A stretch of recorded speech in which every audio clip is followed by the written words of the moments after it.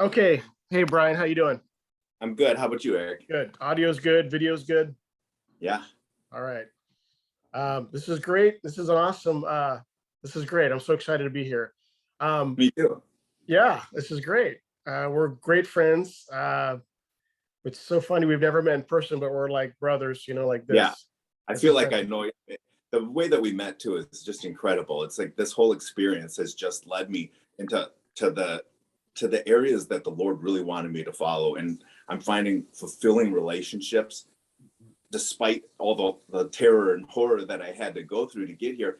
And I look at it now, I'm like, it's not even a thing. I'm happy about everything I've gone through because there are so many blessings, like meeting you and meeting other people that are loving and they love the Lord. And it's just amazing experience. And That's I'm incredible. so Yeah, it's just incredible. It's incredible how we met. I mean, it's nothing short of like providential, to be yeah, honest. And I know the Lord was speaking to me, and so I'm just grateful that we had a chance to meet here.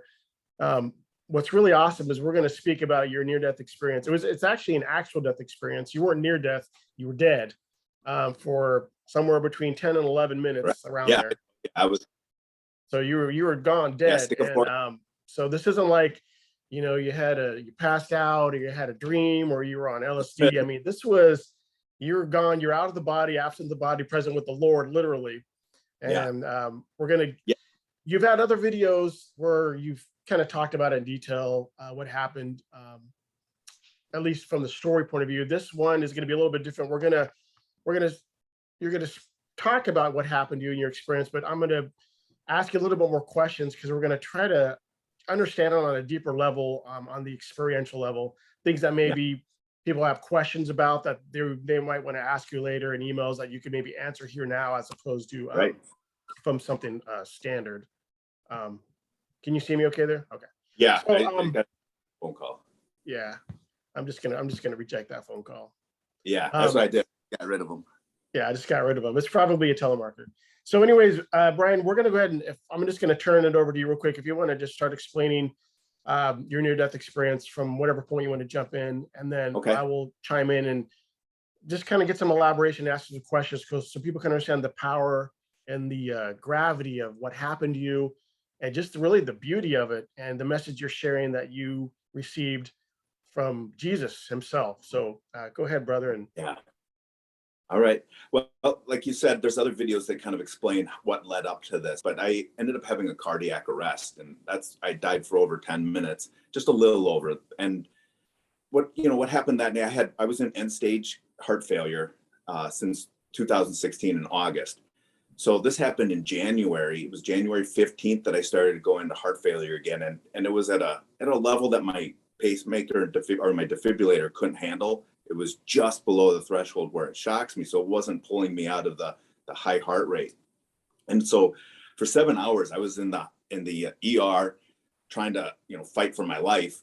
And the whole time I'm praying, I'm like, God, I did this sin. I'm sorry. I was really feeling the sorrow for my sins because I knew I was going to die. I mean, there was no question. This felt very different than it had before. I could feel my heart giving out. There was intense pain, and so you had a knowledge, you had almost like a certainty like you never had before, like I'm leaving, I'm exiting here.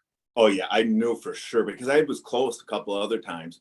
So I knew that my heart was weakening, and when you get shocked, it on a heart like mine, and I'll send you a picture of my heart after they took it out. I ended up having a heart transplant.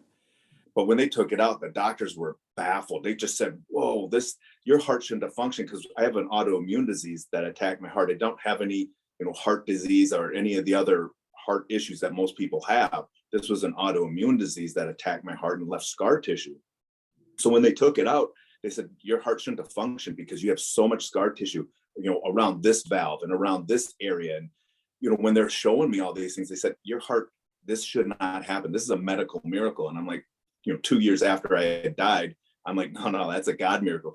God clearly had my heart in His hand and was making it survive until I could get that heart transplant. It was And basically I always thought, oh, your heart was basically, I mean, if you were compared to a healthy heart, people would be like, what's this thing? I know this is a heart, but what's this, right? I mean, it was yeah, in disarray. yeah, You've seen it. I'm going to Yeah, send it to you. I've seen it. Yeah, we'll put it I on. can't on even the, recognize it. I mean, it's no, just, it looked like beef jerky. yeah. It was gross. And you know, when they showed it to me, I knew it was bad. I didn't realize the visual, because it really sinks in after you see something like that. You know, here's your own heart. It's out of your body. It's different than knowing, oh, I'm going to go get a heart transplant and they're going to take my heart out and put a new one in. But when you have it, it's like, whoa, I don't have my real material in here. I'm recycled now. You know, it's a beautiful thing. I'm a green human being. I'm just putting new parts in. But it's beautiful because I had this heart that was so damaged, and God was holding, I mean, he was literally holding it in his hand to keep me alive for 2 years after I had already died and should have been dead, because he's that, you know, I'll get to that, why I was able to come back. But it's, you know, I'm in that ER, and I was in the same ER. I'd been in the hospital several times. You know, they had to rush me in the ambulance. I went in the ambulance ride for at least 11 times and spent hundreds of days in the hospital. I have those little hospital bands. I kept them all because it's like, wow, this is really starting to add up. You know, I want to just see how far this goes, because I knew God had me. I wasn't afraid after I died. I knew that I was going to be okay.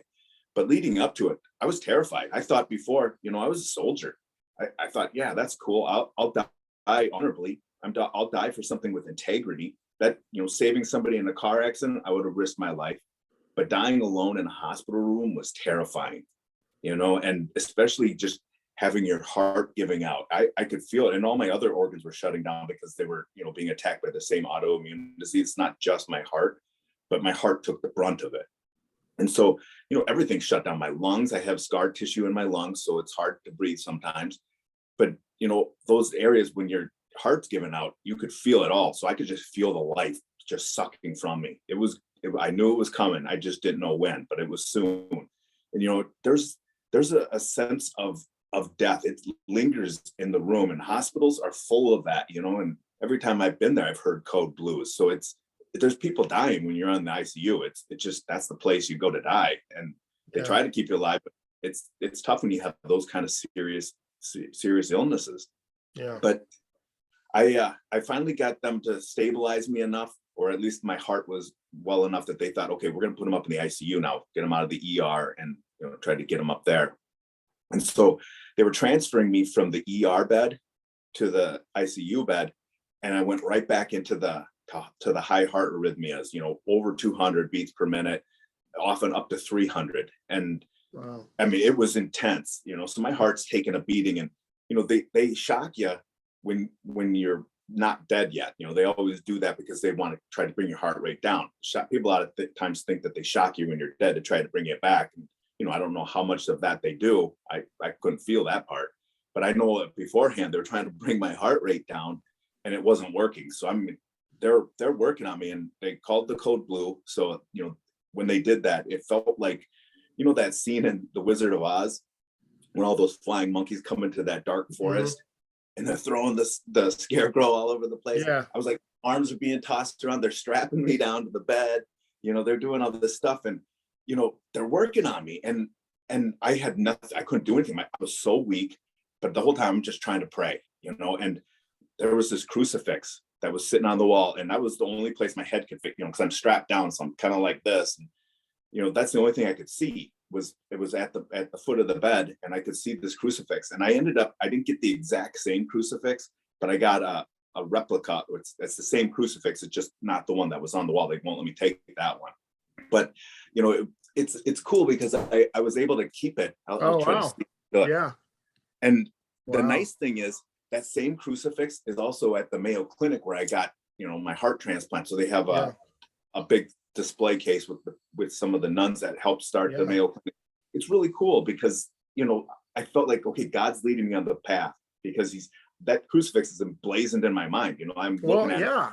And think about how many people actually who saw that either like during their final exit who didn't come back. Yeah, no kidding. That's a good point. I never even thought about that. You know, there's a connection there, because when you die, you're connected to everybody else through Jesus. It's unbelievable. I'll talk more about that, but it's like when you're in heaven, there's a commonality. There's just this love shared, and it's pure. It's this love between all of us. you know, people up there, they still love us too, which is amazing. There's no hatred, there's no anger, there's no, oh, well, you did this to me, I don't like you. No, that's not how it works. You like that person, you know, because That's you so see pure. the good in them. Yeah. Yeah, it's so pure. And all the other stuff that we do here that's not pure, that's not there in heaven. So you don't have to worry about those things. And but as I'm dying, you know, I was like, I was at the point where I said, God, I'm ready to die. This is too much. And I've never been a quitter. So this was something that was, you know, beating me so badly that I actually gave up. I was like, God, I just want to die. This hurts. I just want to come back and go to you. I can't live like this. And, you know, it was all those negative thinking, but it was because I just didn't know what else to do. I was so used to being able to accomplish everything myself. And, you know, I put my trust in God. Sorry, did you have like a sense, Brian, when you were like, before you got to that point, when you're still kind of in the dying process, did you have a sense of kind of like, hold on to your hats, kind of like you had, even though you believed in God, did you have kind of sense like, I don't know what's about to happen here? Like this, you know what I mean? Even, yeah, absolutely. Even knowing, you know, that I did believe in God, I could feel that his love was there. I could feel it. You know, there wasn't this total fear where I felt totally alone. That was the only connection I had, but it was still distracted by human distractions. You know, I'm listening to them doing all this work on me, and it was terrifying when you think, okay, we got to shock them again. I mean, it's hurry voices, and they're asking me questions like, you know, what is your name? What is your address? I'm like, they know all that stuff. I've been here plenty of times. They're just doing that so that I don't just die. They wanted to keep me with them, keep me fighting. And, you know, at a certain point, and this is kind of embarrassing. I've never explained this to anybody because it's, you know, I always thought it was embarrassing. I found out that it's not that embarrassing because everybody does it. When you die, I guess you release your bladder goes. And I luckily didn't defecate myself because that would be humiliating too. But, you know, I told them, I'm like, I have to go to the bathroom. And they're like, just go. And I'm like, no, I have to go to the bathroom right now. You know, and they're like, well, we can't let you up. You know, obviously it was too bad, right? But I was so embarrassed. And so I just went, and the lady was so nice. She looked right at me. She goes, just go, honey. It's okay. Just go. You know, but that look on her face, I knew. I was like, I'm dead. I knew I was going to die. And that just confirmed it to me that she was just so sweet to me, you know, and just, that was a nice thing to die because, like I said, I was alone. You know, I didn't have my family there. I didn't get a chance to say goodbye. So those things were. It's like she was like that little link of like kindness and love and humanity there, that little you had in that group. Yeah, because the other ones, they were doing their best to save my life. You know, they were all about business, and they were really serious. And, you know, she was the one who was trying to talk to me and keep me engaged with her. And, you know, so I did that. And then I knew, okay, I couldn't hold it. I said, this is not something normal. This is like, it's coming. You could just feel that death, you know, just oppressive and pushing down on me. And I could, you know, the shocks weren't even hurting me anymore. When they were shocking me, I could barely even feel it. I knew it happened, you know, because I could hear what they're saying, but I could bounce up and down, and I didn't really feel much. But I just closed my eyes and I said, that's it. I'm not answering any more questions. And they asked me, Brian, we need you to open your eyes. And, you know, I said, I don't want to talk. And it was the hardest thing to get that out. It was like, it sounded kind of like this, I don't want to talk, you know, that kind of forced. It was like every bit of energy I had left. And that was my last breath, really. I just laid back and I just said, God, take me. And then I felt this pop and this shake. And when that pop happened, you know, it was like the shake was like this rattle of death. I mean, it was intense, you know, and then my soul popped right out of my body, and I'm in this dark tunnel. And this dark tunnel. So, let me interrupt you real quick. When you heard a pop, was it like you heard like a you know, like a pop sound, or was it like you felt like a pop? I felt the pop. I didn't. Everything as far as sound immediately cut off. All of my emotions that were negative, like fear, anger, sadness, regrets, any of that stuff was gone. I didn't have like instantly, like a 180 just went. Yep, completely gone. You know, the disgust I had over urinating all over myself, right? And that embarrassment, that shame, all that disgust and shame, completely gone. Couldn't care less about it. The fear of dying, I knew I was dead. I just felt myself die. And I'm like, I don't even care. How is that possible? You know, it was when you die, it's amazing how intelligent you become immediately. It's like your consciousness grows. And this is where, as a person who is really into psychology, that's my degrees are in. And I used to think it was like, DMT being released into the brain, all these neurotransmitters, like a flush rush of this brain chemicals that were causing people to have this advanced knowledge. That's Right. not how it works. When you die, your consciousness doesn't just shut off and then all of a sudden get an implosion. It's impossible. And later on, I did some research and I found, well, our brains don't have enough DMT to cause that kind of reaction. Yeah. Particularly because I continued to grow. But I had that moment of death. I knew I had just died, and then everything cut off. There was no more sound. All that chaos in the hospital room, which was driving me crazy, because I couldn't pray properly because it was super chaotic and loud. But that was gone. The fear, the disgust, like all those emotions, the material part of our brains, that was all gone. And let me turn this off. Sorry. Yeah, no problem. But the material part of my brain, which contains the emotions, was history. The only thing that I could feel was love, but that's a description I can give, but it's not like love. It was so much more pure. It was God's love that was just radiating into my soul. So I'm sitting in this dark tunnel feeling just this. So let me just interrupt real quick. So it's so fascinating because you go literally from the worst throes of death to being the complete opposite in almost every respect. The moment that happened, were you kind of like, whoa, what the heck? I mean, was it kind of like you were just like, holy cow? I mean, what was like your first thought when you finally pivoted to that other sense on the other side? Like, what was the first thing you were thinking? You would think I would have surprise, but I didn't have surprise. I was in a surprised kind of manner because it's totally different experience, but I was taking it in. So it was more of a learning thing. But I would say those words were there, but surprise wasn't, that emotional piece wasn't there. I was just like, wow, I died. I knew I died. So now I'm looking at this dark tunnel and I'm like, wait a second, I can feel this love, but where's it coming from? My brain is starting to really grasp everything that I have, but I didn't realize that my vision had also instantaneously improved. The vision, I can't wait to tell you about it because as a scientific minded person, I was playing with all these enhanced senses that I had. And vision was super cool because, we're a visual person. Yeah. As human beings, we're very visual. And this was like the most incredible because think about anything with your vision, you have no limitations. Now let your mind run wild with that. Literally, you could never think. So literally your vision is like a sphere. You could see at every point of a sphere. Everything. But then you could also see at any point in a distance or this way simultaneously or behind. It was completely unencumbered. Yeah, and imagine this. That's right. Absolutely unencumbered. Imagine that you could watch your vision grow, but you could never outrun your vision. Like it's just going to keep going and going because heaven's endless. That's incredible. I could see everything right in front of me and keep growing to see everything that I was starting to take in because it was all new experience. So I'd never seen it before, but now my eyes, if I was focusing on it, it's going right there to everything. And, this is the coolest thing because there's no time. So when I'm there, it's like everything that's happening is also happening at the same time everything else has ever happened. Right. So, you're kind of like in this circle. I say a lot of people think of time being very linear. Okay, I had this birth date, and then I had, my third birthday, and this happened.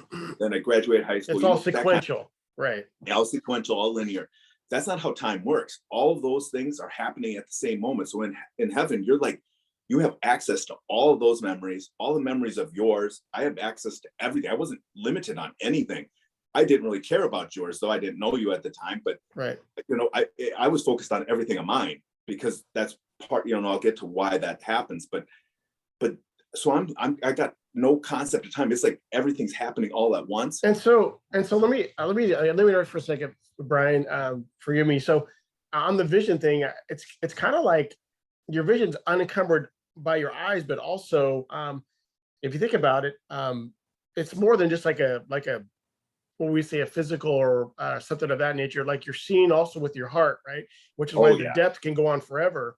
So in a way, it's like you're seeing with spirit, not just like seeing as we know seeing, which is why it's a lot more Yeah. powerful. You know what I mean? It adds like there's this dimension that you don't think about with sight that has to do with the spiritual, which is like love and like I you're feeling agree. with you're seeing with your heart, which is why it's like your eye, you just it's like here's the supposedly the end or not the end, and here's your vision in heaven, but it just like, you know what I mean? Yeah. Right. And it just No, expands because the a lot love doesn't have like it doesn't have a parameter. It just keeps going. no, there was nothing, and I'll talk about my body and how I felt too, but with the vision, it's a lot of people will say, oh, well, no eye has ever seen God, because the Bible says that, right? Well, if you think about it, my body was technically still dead in that hospital room. I didn't have human eyes per se, because they were sitting there dead over there in the hospital room. Right. What you're describing is I was seeing with my soul, and there is no encumbrance on the soul. The soul has unlimited possibilities and potentiality. It's absolutely unbelievable. I can't describe it because there is no vocabulary to take what I saw and bring it to human language.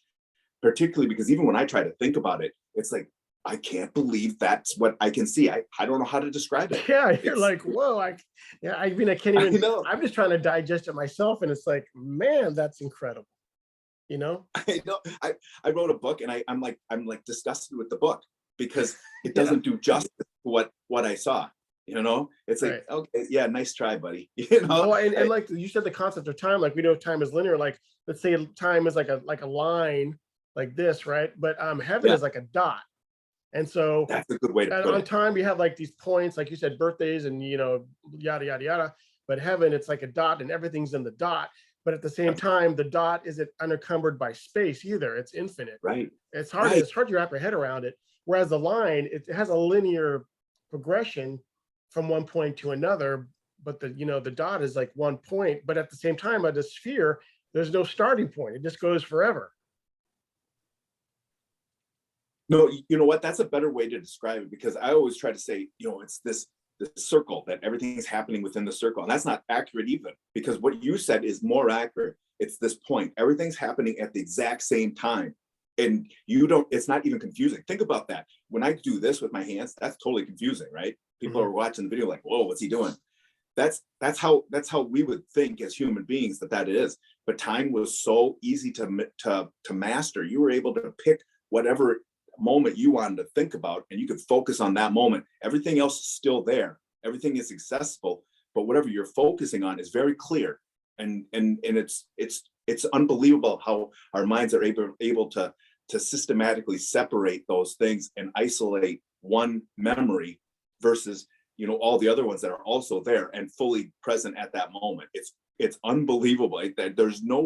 That's why it's funny when I read some research and these doctors are having these theories. Oh, well, this is what's happening when this person dies. If you didn't die, you have no clue. Yeah. I mean, this, as smart as you are, you're very ignorant on this, because what's going on is exactly how you described it. Right. It's Well, all yeah. happening at once. Yeah, exactly. It's all happening at once. It's hard to like digest it.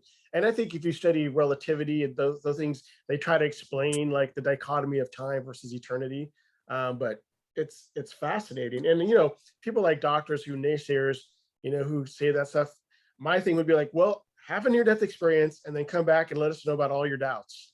Yeah. It's like that's all I can say. I can't prove to you anything empirically. Yeah, That's not how it works. And so sure, you might say you have the upper hand because I can't make it empiric. No, that's I can't make it evidence that'll satisfy you. All I can say is if you have one, come back and let me know about all your doubts again. Fill me in on how you're a doubter. How you had one. I'd love to hear your story. It's funny because there is no. Go ahead. Yeah. Well, there's no scientific instruments that we have that can measure God. We don't have that ability. He's so far beyond human beings that there's nothing we have that we could identify him. So we don't have the ability to produce the evidence that's clearly there. Right. So like you said, a doctor could go through it, but they could still come back and say, oh, well, I'm still going to stay with my theory because I believe that this was happening.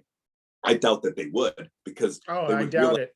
I was a doubter before. I never believed in NDEs, like I said, but I've never, yeah. And my master's degree is in psychology. So I I understand how consciousness works. Everything that the medical community has beliefs on with modern psychology and consciousness is wrong. It doesn't work that way. The material part of the brain dies. That's why there was no emotion there. The immaterial part, which is our soul, lives on. And that's why, like truth, you can't have a whole bunch of different kinds of truth. There's one truth. It's Right. either true or it's not true. And so that's an immaterial, but that part lives on. That truth is still there because what I experienced was the truth, and it blew my mind away. It How do was. you, let me ask you this question, Brian. How do you think and just from your understanding, and I know this might be conjecture, but where do you think the spirit resides in the body? I know it's kind of confusing because, again, spirit is outside of time, space, yet somehow it's in our physical mechanism, the way, God has created.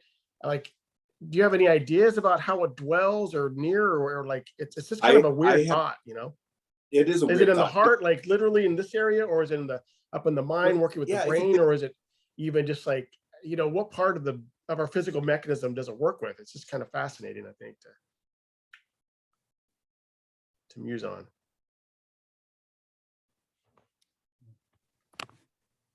What do you think there? you kind of cut out there for a second. Yeah, but sorry. yeah, I think that it's not just our mind. This is the part we have to understand: is the material parts of our body die. So my brain died, but my soul lived on.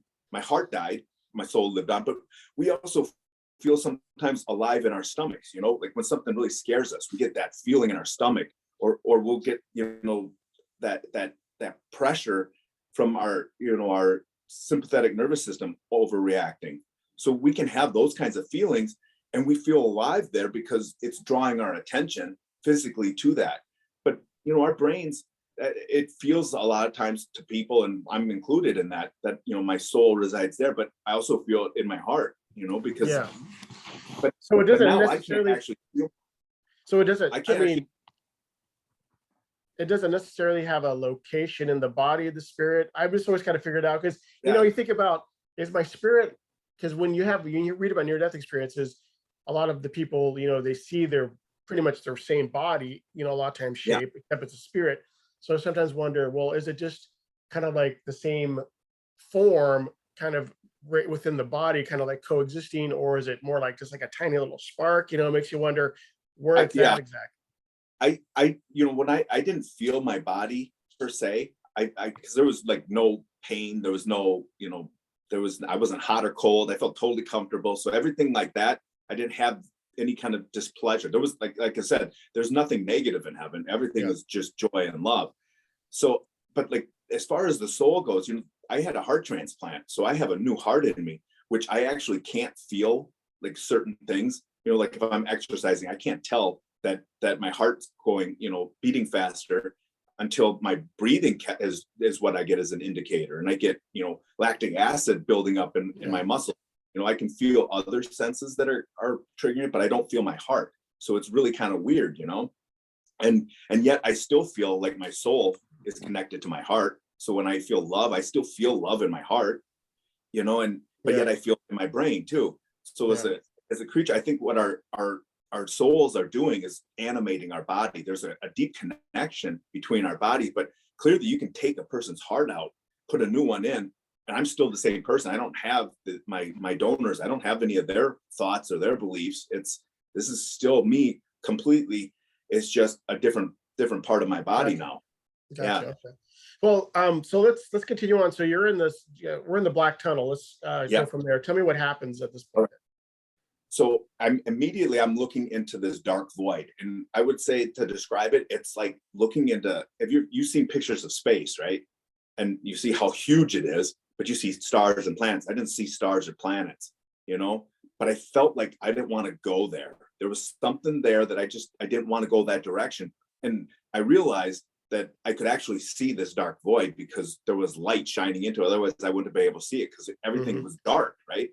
But I was like, wow, there is light. And that's when I started to realize how impressive my vision was, because like I was focusing on this dark void, but I also could see there was light behind me at the same time. Did it look like a pinpoint of light in the back, or what kind of? Yeah, like it looked like if you're walking down a dark road and a car comes up behind you, with, its bright lights. It was like that, except, infinitely more bright than that. Okay. So now my attention's on that light. So I turn around. But before that happened, I was looking at this dark void and I'm like, this can't be it. Like I was in disbelief because I'm feeling this love. This love literally just permeated my soul. And it wasn't a love that was just like, somebody does something nice for you and you can feel it. That feels good. But this was a love that was actually living, like a living presence that was coming into my soul. And the more I accepted this love, the more I could feel that the love was growing in me. So that part was really cool. So it was like the love was like tangible, almost like a substance. Yeah, it was palpable. It was actually palpable love.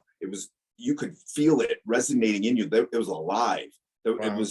It was definitely the coolest experience because we don't have love like this. Was love that was so pure that I mean, like I said, I don't have words for that. Yeah, I mean, you think about like the greatest love of a mother or a father or some family that you could possibly imagine on earth, the purest, even like, and even then it's still like it's so archaic and pales to like this pure holy love, I can't even wrap my head around it. No, I mean, seriously, think about the fact that you just died, you were afraid of dying, and I thought I would see Jesus right when I died, right? So when I didn't see Jesus right away, I was like, oh my gosh, where is this? Can't be it, and that would have been a panicky moment. I didn't feel panic, but I knew that if he wasn't there, I didn't want to be there. I didn't want to be in existence. I was like, well, this feels great, but I don't want this. This just doesn't feel right to me. And, because I had felt him so realistically. I mean, I know now that I was actually feeling him, but at the moment, I still had my doubts as a human being because I hadn't actually seen him. So I was going off of faith, but I could feel him. And that presence was even more real now that I was dead. So I didn't have the encumbrances of my human body and all the distractions and all that. So as soon as I said that, that's when I saw that there was the light behind me. It was like this acceptance that, okay, this is not it. I could have stayed in that dark tunnel even. I think I honestly could have just stayed there and felt that love. And I liken it to that movie Shawshank Redemption, where he's trying to do that escape and he has to go through the sewer pipe.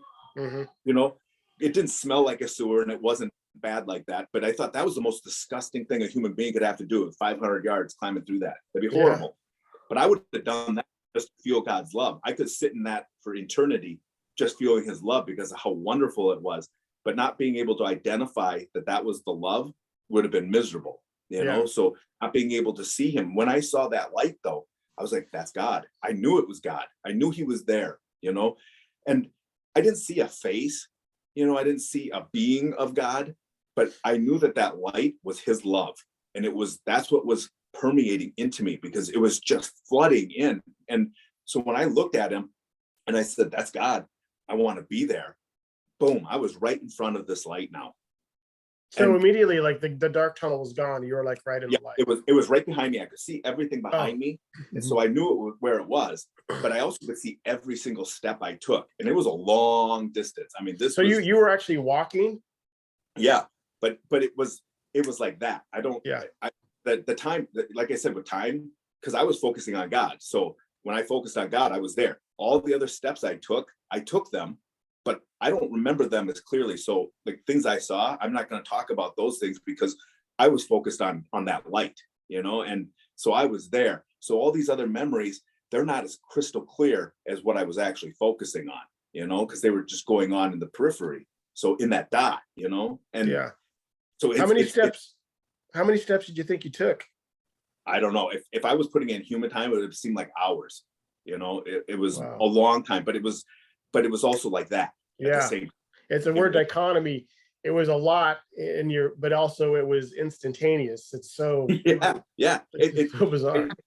The only thing you can do is I don't know what somebody who hasn't experienced it. I don't know how you can fully wrap your head around it. I have trouble wrapping my head around it, and I saw it. It's a memory I have very clearly of how many steps I took, but yet it was like that. So was it, as you're walking towards the light, was it kind of like a joyful anticipation kind of thing? Like, it was like I was in awe. Because the joy grows. The closer you get to the light, the more that love is permeating into you. So So kind of like the pitcher with the glass, and it's pouring water, and it just keeps overflowing and overflowing. It's like that, except I would say a straw. You know, like when you drink through a straw, you're drinking it in. The straw is never empty. It's going from one source into another source through me. So that's what it was like. It was like all this love was going into me. I never was empty of it, but it was going back out into heaven. Wow. And then back to God. It was like life. You know, you think about how, for me, I think about it a lot. I had lost a heart. So I think about how the heart works, you know, pumping all this blood through our body. That's what it's like in heaven. Like every one of us is like a part of the body, but it gets like the blood is God's life flowing through us. He's the source of everything. We only get to be in his presence. That's a beautiful thing, you know? That's like what it says in the scriptures, like, you know, that Christ wants us to have life and have it abundantly. I mean, that kind of really explains it. I mean, talk about abundance, you know what I mean? It's the fullest, and it's so full that it can never ever be maximized. I don't think I could ever have fully grasped all. I'd have to have all of eternity, which is never going to end, to fully have all of God's love. So all of eternity, I think it's just going to keep growing with his love. Wow. Because I felt myself, the closer I got, I felt more and more peace and love. I like dying wasn't a sad thing for me. I actually, all the pain that I had, this is one of the most incredible things. People who suffer, it's a tough thing when you're in this life, because we're attached to things. We're thinking about, oh, I'm going to leave this family. That's horrible. That's suffering, right? So it adds to physical suffering and makes it worse. But physical suffering really makes us think about all the things that we're going to lose. And those things really don't matter as much as we think that they do. It's in heaven. You realize, oh, that's your plan. I get it now. It comes because you don't have any limitations in your thinking. Right. And it's just like, you just have the epiphany, like, oh, I made a big deal about nothing. I think in a way too, Brian, that's why Jesus told the man, let the dead bury their dead. You know, the guy's like, I got to go bury. It's like, I'm so worried. And, you know, we have attachments and we're so concerned, but Jesus is like, it's all good. That the guy is gone. He's probably looking down himself thinking, hey man, I'm fine. Don't worry about me. You know, that's why, you know, when he said, let the dead bury the dead, it's like, it's all good. You know what I mean? You don't have to worry about, you know, absolutely. You know, you don't have to worry about that. Jesus he's got it taken care of.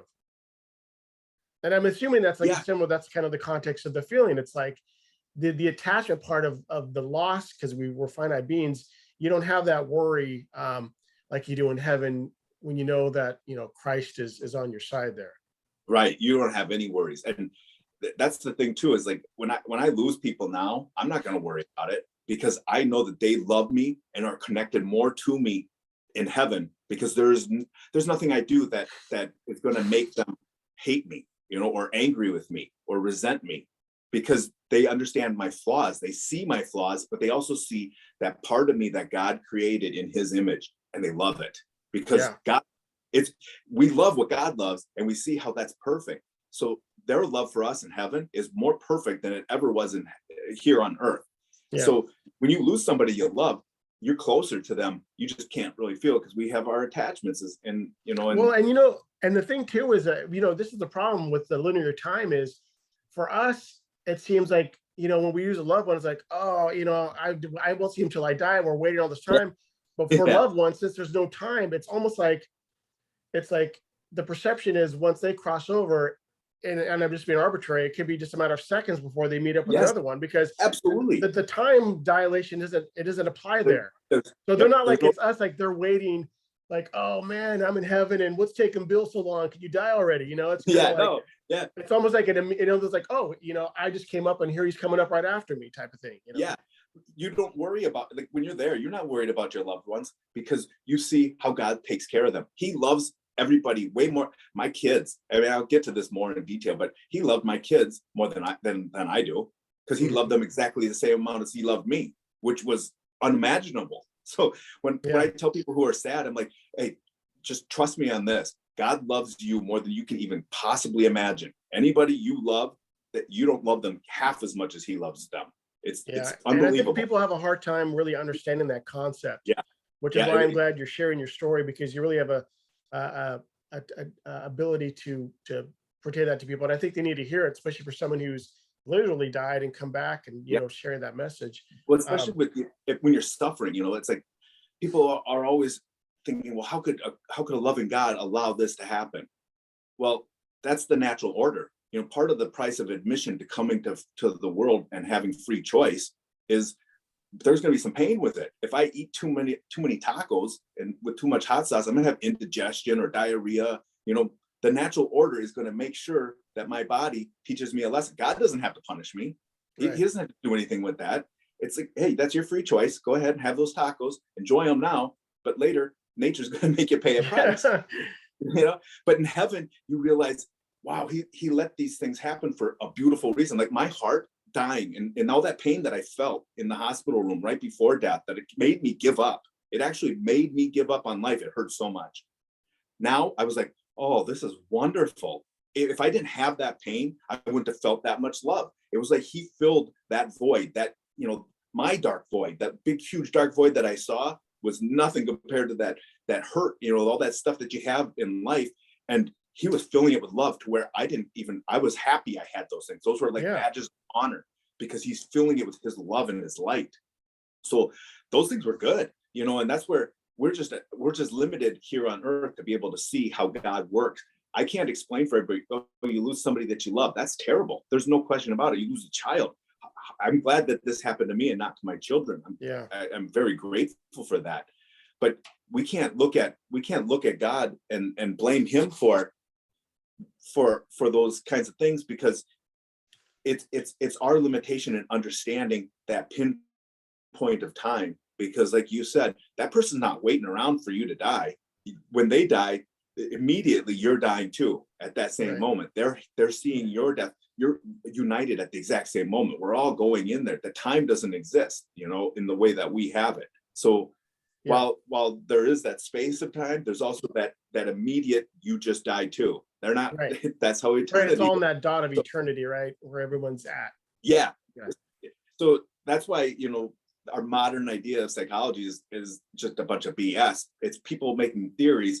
And, when you look at Freud and Jung and, all those guys, they were adamant atheists. They didn't believe in God. So nothing that they were going to do, because they wanted to follow their base emotions and they wanted to encourage other people to do the same. So they built their ideas of psychology on that, not on psychology of heaven, not on the psychology of God, which is also written in our hearts. Because I was there and I'm like, I know this is where I belong.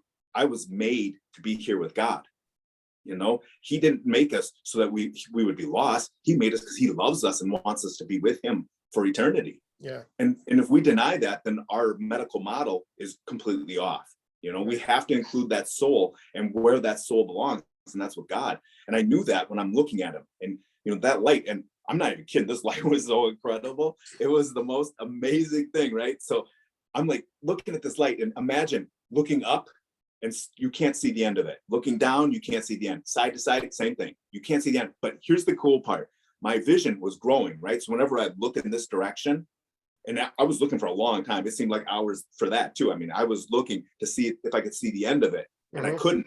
But the whole time I'm watching my vision, where I'm still seeing right in front of me, but I'm watching my vision as like I'm in a moving vehicle, So it's like, wild.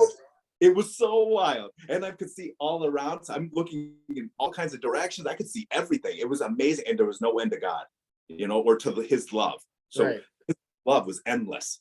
Because I don't know whether.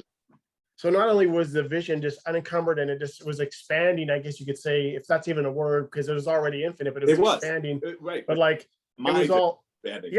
But the love was like also there at the same time. So it's just like, absolutely. Incredible.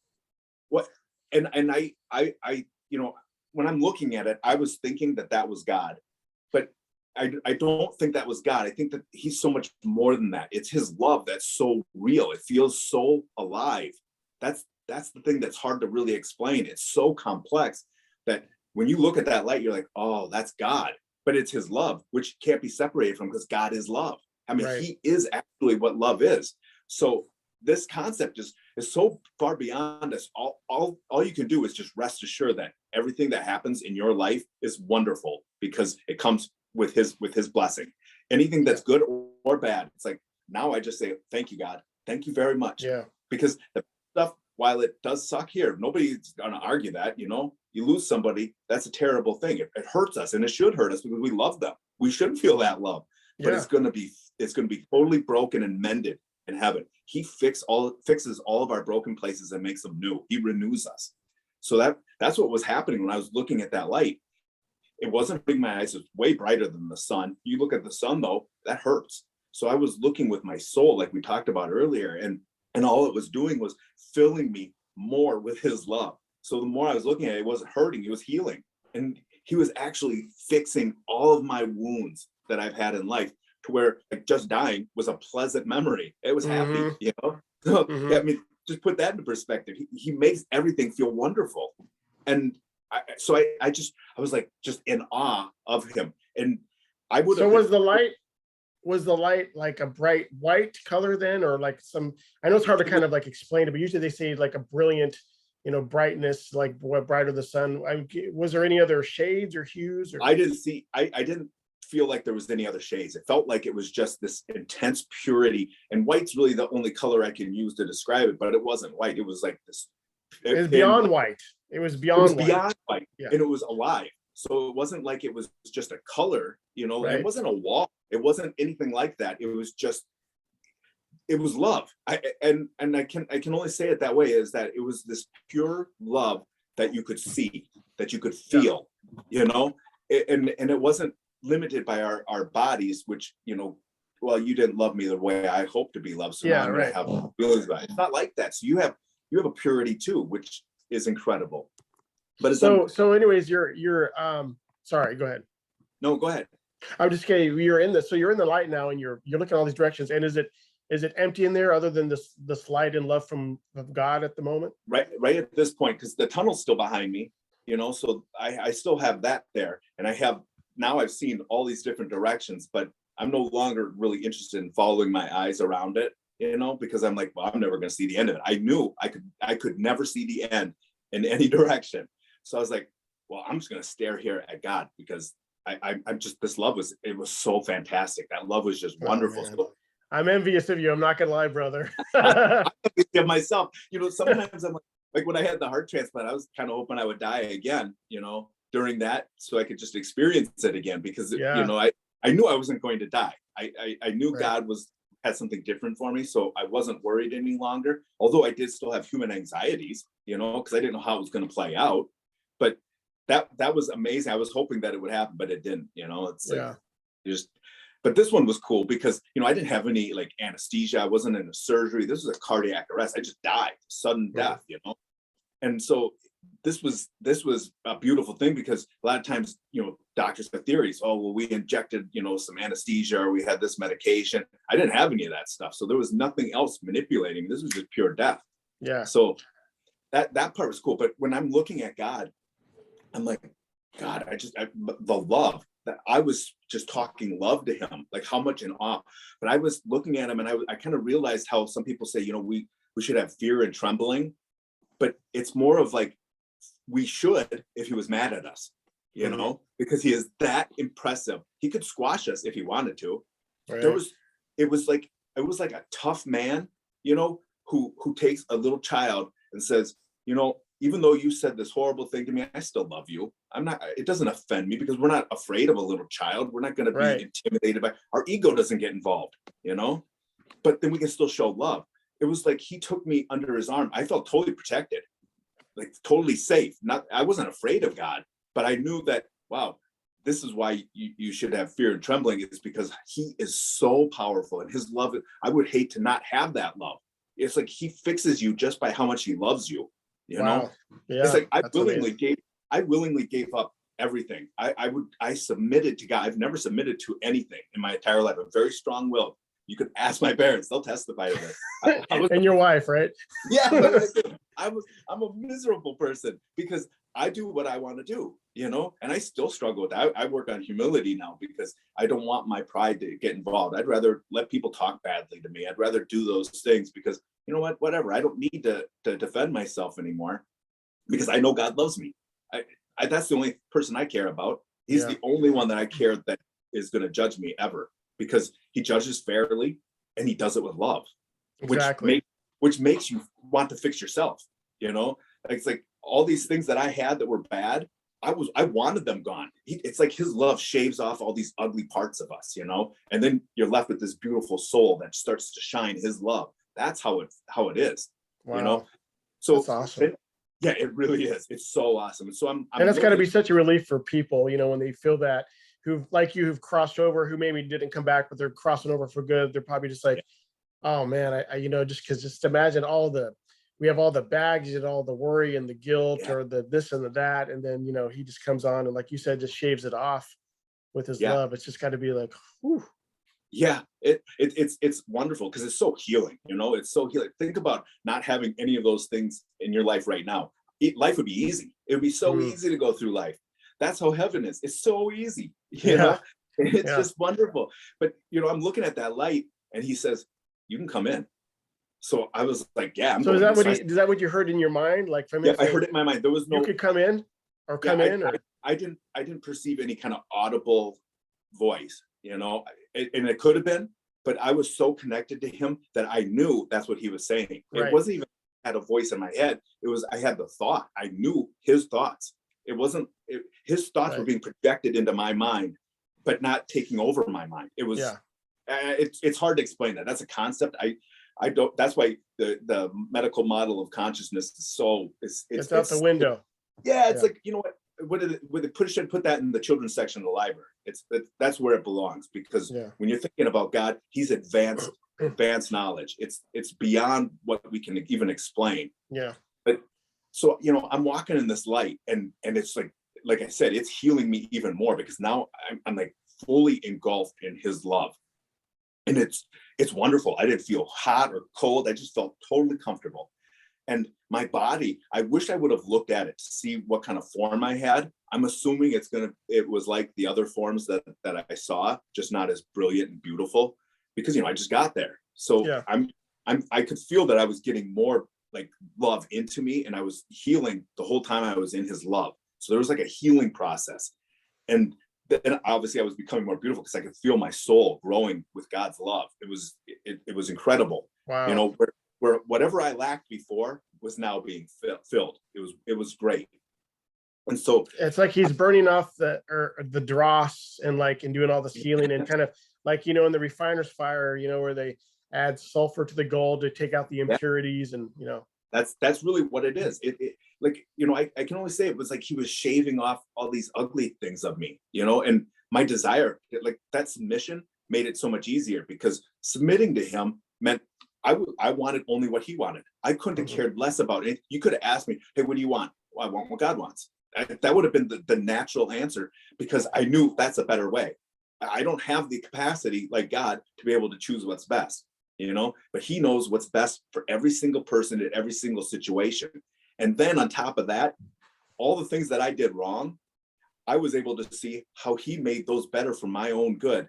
Because when I loved him, he was like, okay, I can fix this now. Because when we open ourselves to his love, that's when he can do his work in us. Because it's a willingness to take his love. But if we reject it, we're going to see a lot of horrible things in life, because we're rejecting him. We're not opening ourselves up to graces that he's willing to give. Right. So, and he can fix it, because, I mean, you think about it, he created it. We come from him, where our essence comes actually from him. Yeah. You know, and he knows us, like it says in the scriptures, like he knew us, you know, before, you know, we were informed, and then he formed us in our mother's womb. Yeah, he was with us in our wombs, you know. I had that memory. He was never absent in my whole life.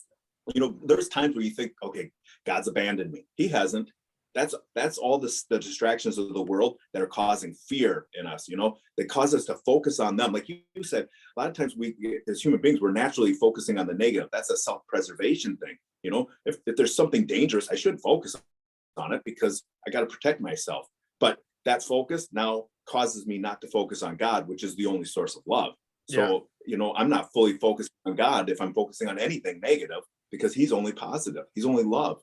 So that's a weird thing to wrap our heads around, you know, but that's how it works. And when you're there in heaven, you're like, yeah, it makes sense. And it is, it's beautiful. It's the most beautiful thing we can ever imagine and ever hope for. So when I'm walking through there, I'm like, okay, I want to see Jesus. I could feel him. I could feel Jesus the whole time. Like I said, I could feel him before I died. I never felt a lack of Jesus with me. But I didn't look at my body, so I don't know how that was, but it was like I was contained in something. Like I wasn't like oozing all over the place. I had some sort of a form that I could feel, like you can feel your body. So how that, you're not, like you said, we don't know where our soul really is, because it feels like it's in all kinds of different places. But what it does is it animates our body, Right. So it's hard to understand that. But my soul didn't feel like it was totally unencumbered, but it also felt like it was. So it was like totally free to take in all that love and to be part of that love. So I was like everywhere, but like in my own soul, Right. I wasn't, it was more of a concept in your soul, I guess, because it's not your mind. But it's really hard to explain that connection. But I know that my body was feeling his love coming into it. So I knew there was the central point of it. But then I said, I want to see Jesus, because I could feel him, and I knew it was close. And as soon as I said that, boom, the light opened up, and I was in this huge, great room. And this room was bigger than the void, way bigger than the void. I mean, the void would be tiny little speck inside of this great, huge room that I was in. Wow. And it was amazing, because you're still feeling all that love coming into you, because you're just enraptured in the love. God's love is all around this whole room and inside of the room, and there was like this atmosphere that was like a greenish pink. Those are the kind of colors that I saw, but it wasn't green or pink. So it's close to that, I guess, but not. When you say atmosphere, I mean, because I'm thinking in my mind kind of like a smoky haze. You know what I mean? I'm trying to like picture. Yeah, but it's not. But that's the only way I can really describe it, because you could see it was alive. The atmosphere was alive as well, and that's what was connecting everybody with love. It was this. It would be like, you go outside on a cold day in a cold place. You're in Florida, I'm in Minnesota, so I could do this. I go outside, I breathe. I can see my breath, and that's what it was like. It was like breath inside of heaven. But I was able to see it.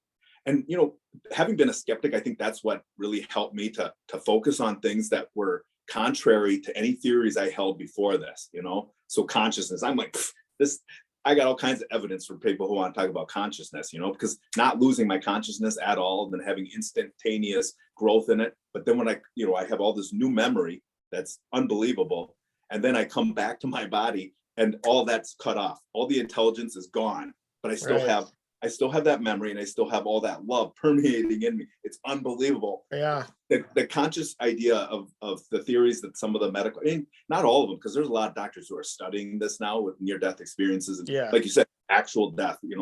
I didn't even know about that. I for my book, I titled it a near-death experience.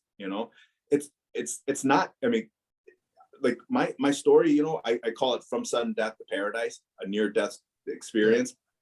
But it's not a near-death experience. Like you said, I had no clue what that was. I just thought near-death experiences were all the same thing, and I didn't put a whole lot of stock into them. Now I'm dead. I'm like, whoa, it's true. It's true. Yeah. I got to go and apologize to a lot of people that I was kind of. You got a lot of notes to write out. Yeah. I was super dismissive. I'm like, well, they were right. I was wrong. So much for my intelligence. Yeah. But as soon as I said that, and I'm in this room and I'm feeling all this stuff, and I'm seeing the atmosphere and feeling it, and knowing I'm connected to all these other beings who I could see, right? And all these beings had the form of a human torso, so it was, it looked like a human being, but different. And were they there like the moment you were in the room? Were they there with it? Okay. Yeah. But there was also one that was so much brighter, and obviously that was Jesus. There was just no questioning it. I didn't have to even be introduced. I knew, because I had his thoughts and he had mine. I had everybody else's thoughts, so I knew, like, everybody who was dead, I knew that they were there. People often ask me, "Oh, did you see Grandma?" Well, I was focused on Jesus. As soon as that, I wanted to see Jesus, and as soon as that opened up, I saw Jesus. I also saw everybody else, and with the vision, this is the coolest part about vision. Is I could see the front of Jesus, I could see the back, I could see every square inch of Jesus and every single other person all at the same time. That's wild. It's so wild. But so did the crowd just seem to go on forever? Yeah, this place was just full. It was just full. There was a ton of people there. And Jesus, I mean, obviously, you see the Lord, it's like, holy cow. I mean, you know what I mean? We're talking I about could the sit here same now and say, Jesus. oh, I wish I mean, we're talking about the same Jesus. I always, it's always fascinating to me, the same Jesus who 2,000 years ago was walking around in Israel, wearing sandals and like, just yeah, with these fishermen. The yeah, same, yeah. this is the same Jesus. And he's in that pinpoint where he's right there. I like I said, I knew he was with me all of my life because I didn't have any of those encumbrances that prevented me from feeling it fully. So I knew, and I was like, wow, he was with me everywhere, even the bad things, which really now affected me. That was the only kind of pain or misery I had is when I did my life review. But I'm looking at him and I didn't have any of that feeling. I was like, oh my, that's my God. I'm looking at him and I was in love. I was just wrapped in love because I could see he loved me so much. He died for me. When you think about that concept, I think about this a lot. I meditate on this, is that God loves us so much that he actually came down and became a creature too. Of course he's God and fully man, but he came down to be with us, to save us. I was blown away. That's amazing. He came down to suffer with us, and he suffered greatly. Yeah, and he showed us the way. He's like, hey, you know what? I know this feels bad for you right now, but I'm gonna show you how to do it. Because he suffered more. I mean, he was a baby born in a manger, where a bunch of animals are. The poorest of the poor. Nobody else is poorer than that. That's completely poor. He had no home, but he's put in this hardwood trough probably as a crib. That's not comfortable. But he took all of that on. His whole life was suffering to show us how to endure, because what he had in store for us will blow you away. It's the exactly. Oh, I can't. And it's also, it's like he wants us to know, I'm not just God up here doing my thing, and well, it sucks to be you. You know what I mean? He's like, no, I'm coming down there with you. He's like, I'm going to come down there with you. Too. Yeah. Yeah. And so he took his own suffering for us, took that on. But he also, every suffering that we go through, he feels it. So everything that I ever did to somebody else, that hurt him. And those were the sins that hurt me the most, were things that I often would just dismiss and say, well, I had a reason for it. I was justified. That kind of rejection of what was right, because, hey, I was hurt. I might have been, in a human standpoint, yeah, that person, they did me wrong, but I didn't have to go back and do the same thing, or do something even worse because I don't let people push me around. Okay, well, that's great. You won a human battle, but you hurt your soul, and when you're hurting your soul, you're hurting God. How did the life review, how was that? Was it like, I mean, because I hear people talk about their different life reviews, how they saw it. Was it like you were there with them and then you saw something projected, or was it just things in your mind that you went over your life with him, or how did it kind of? I could see how people would describe it as being projected. I think that describing this is kind of hard, because it's that way you put about that pinpoint. That's better than my description of the circle, right? Because it's more of a distinct point. Nothing was separated from that point. So all of my sins, I saw them all at once. I saw everybody else's too. And I saw all the good things people had done. So I saw my good things as well. But it was all there at once. But it was certain ones that were attracting me and attracting my attention. Because like I said, I had 7 hours before I died. So I was confessing a whole bunch of things. And I was actually really sorry for those things. It wasn't like, oh, I'll wait till my deathbed and I'll say I'm sorry. If you plan that out, you might be in some rough shape, because that's not going to work out. He knows our hearts. He knows the truth. But when you are dying, you do have a change in a lot of things. It's like, wow, that was.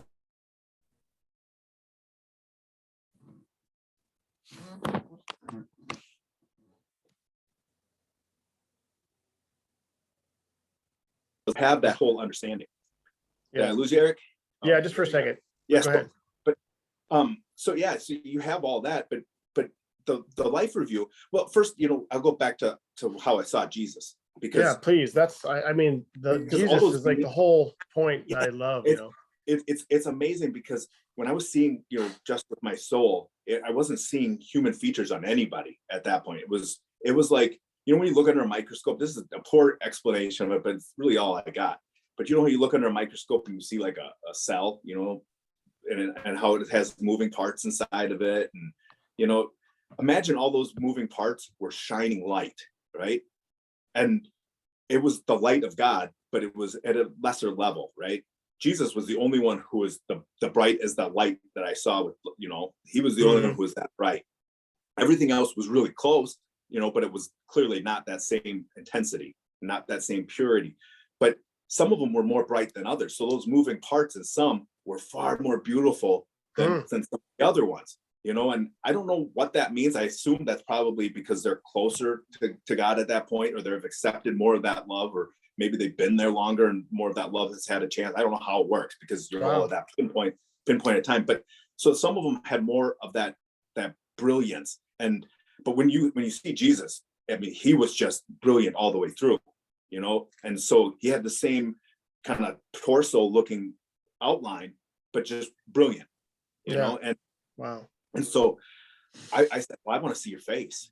I wanted to see his face because I mean, who doesn't want to see it? If you have ever had any kind of love for Jesus, you want to see his face. Oh yeah, yeah. You want to see what he looks like, right? I mean, yeah, it's like written on us. There's something that right. is inherent about a human being, because when you know that that's God, you want to see his face.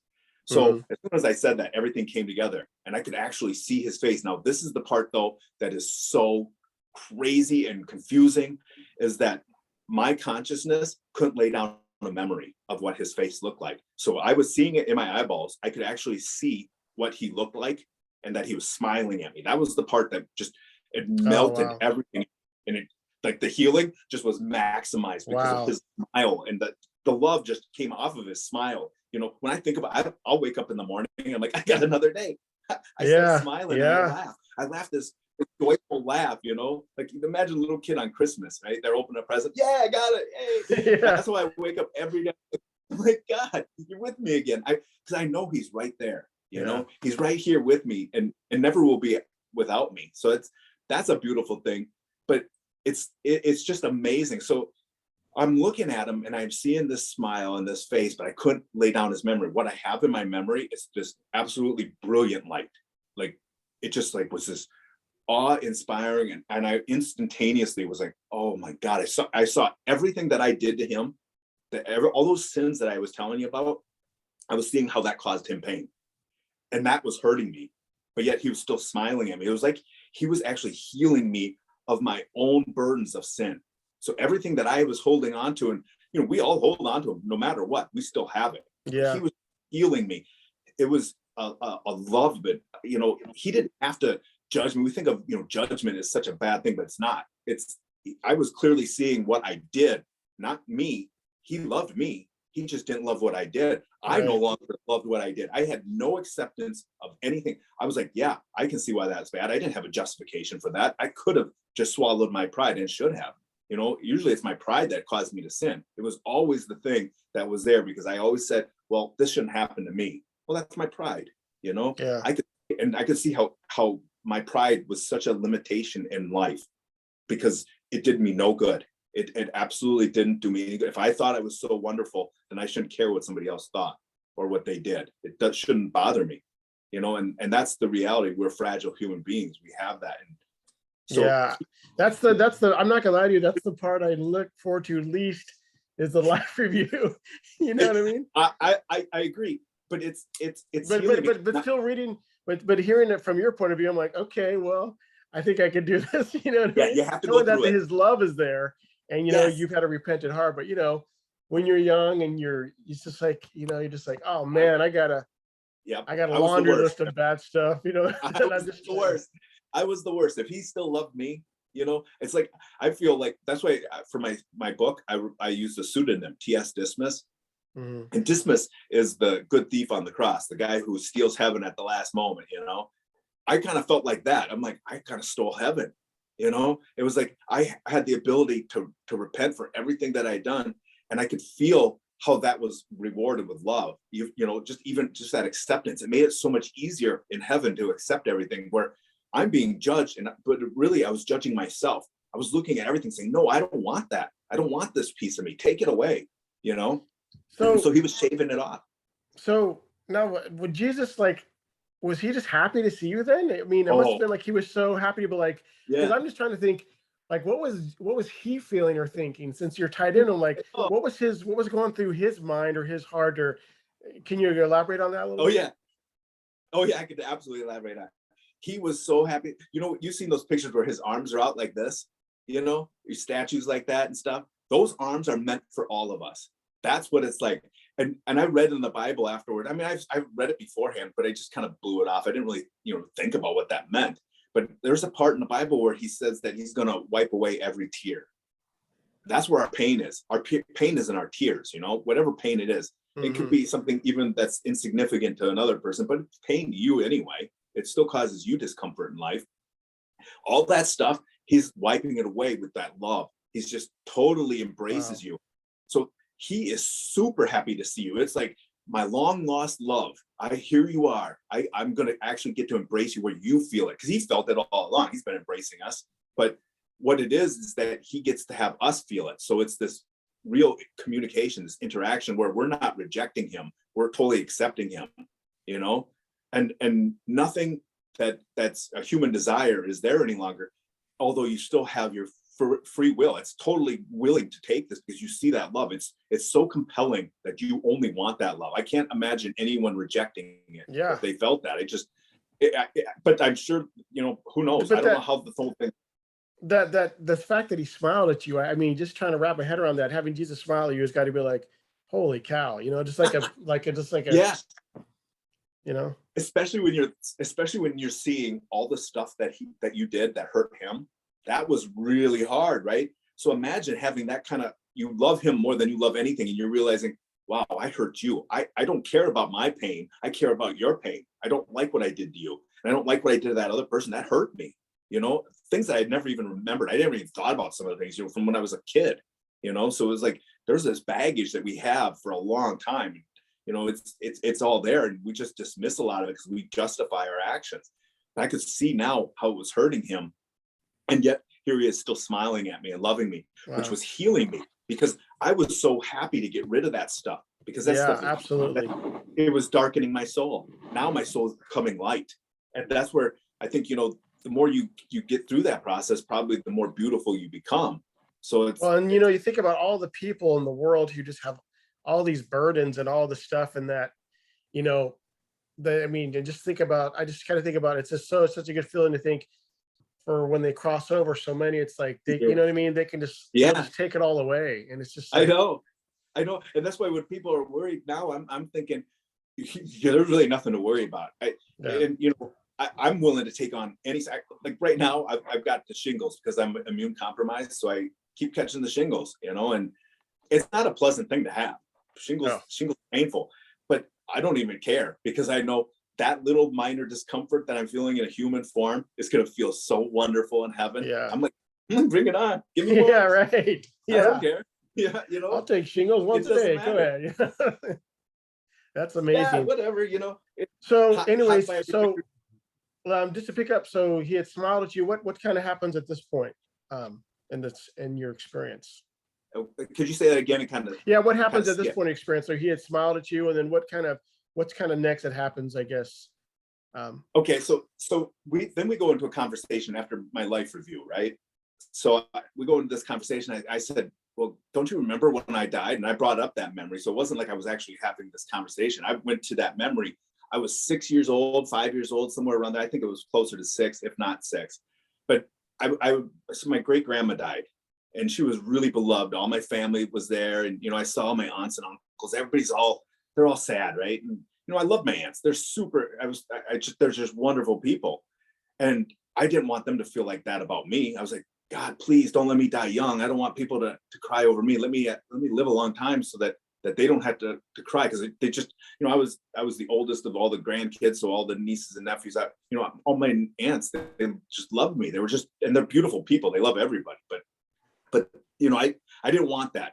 And I remember I prayed for a long time. And as a little kid, I don't know how long it was, but it was at least an hour. It was a long time. So that's a long time for a little kid to pray. And it was like the most real prayer I've ever had. And I felt this like love come into me. Like I knew the answer was, okay, you're going to live a long time. Now, who knows how long that is? Because it was only, I think I was like 42 years old when I died. Right. So that's a long time from 6 years old to 42, but that was my time to die. I was supposed to die at that moment. And, I asked him about that, and he's like, yeah, I remember that. It's still there. The answer is still yes. You can still live a long time. So I knew he was going to let me come back. And that's like, wow. Whoa. Now that's I pretty had to telling, think about isn't why it? I would come back. He's like, That's pretty really telling is. when Jesus says something, it's like, and I could tell you, my good friend Robert, who was also had a near-death experience, and we've talked about Yeah. him. He'll tell you firsthand, or anybody else, and when he says something, you could take it to the bank. Yep. Absolutely. There's no deceit at all. I mean, No. you don't have to know how it's going to work out. Like when I'm standing there, he didn't show me all the future for what was going to happen, like, but I knew it was going to be painful when I came back, which is amazing because I gave up from the little bit of pain I had, but it's going to be even more painful. So that was already there. So I knew that kind of stuff, but he wasn't telling me that, when I'm going to die next. He didn't let me see that. And it was there, but I definitely don't have that memory. I don't even have a consciousness of that for me. He just didn't let me take that with me. That was part of my faith, has to be still there. I have to still trust him. But, so I'm looking at that, and he's doing all this healing, and he's telling me, that that's still there. I can go back. And now he's telling me, but why would you want to? Oh my gosh. And go ahead. So he's telling you, why would you want to go back? Yeah, well, kind of, because he wasn't actually, it was his thoughts, like he wanted to know, well, what's your reason for it? Oh, gotcha. But, yeah, right. But mine was, why would I want to go back? So I'm trying to race for an answer. So that's really more. So he's giving you kind of a rhetorical question. Kind of, yeah. It was definitely a rhetorical question because he was asked. It was about, but it was a literal question too. Like I had to prove to him the necessity of it, because while that prayer was answered, I didn't want to leave. I wanted to stay there. So it's like, now I had to convince myself why I should go back. He said, hey, it's still there, but it's like this real complex communication. Like when I talk about how long it took me for steps, this was a long conversation. Me and him, it was just intimate, and we were reviewing all my life, all this stuff was going on. It was a long time, but he's just making it so that it was my own desire to come back. I had to really think through this. And so, I said, well, my family needs me. And that's when immediately I had the same understanding of how much he loved my family. I saw him with my family all the time. I saw how much he cares for them, way more than I do, which I didn't think anybody could. So that was clearly not on the table. That was not a reason to come back for me. Right. Because he was showing me, hey, look, I love your family more than you do. I'm going to take care of them. Don't pat yourself on the back for all the things. He's got you one up, Brian.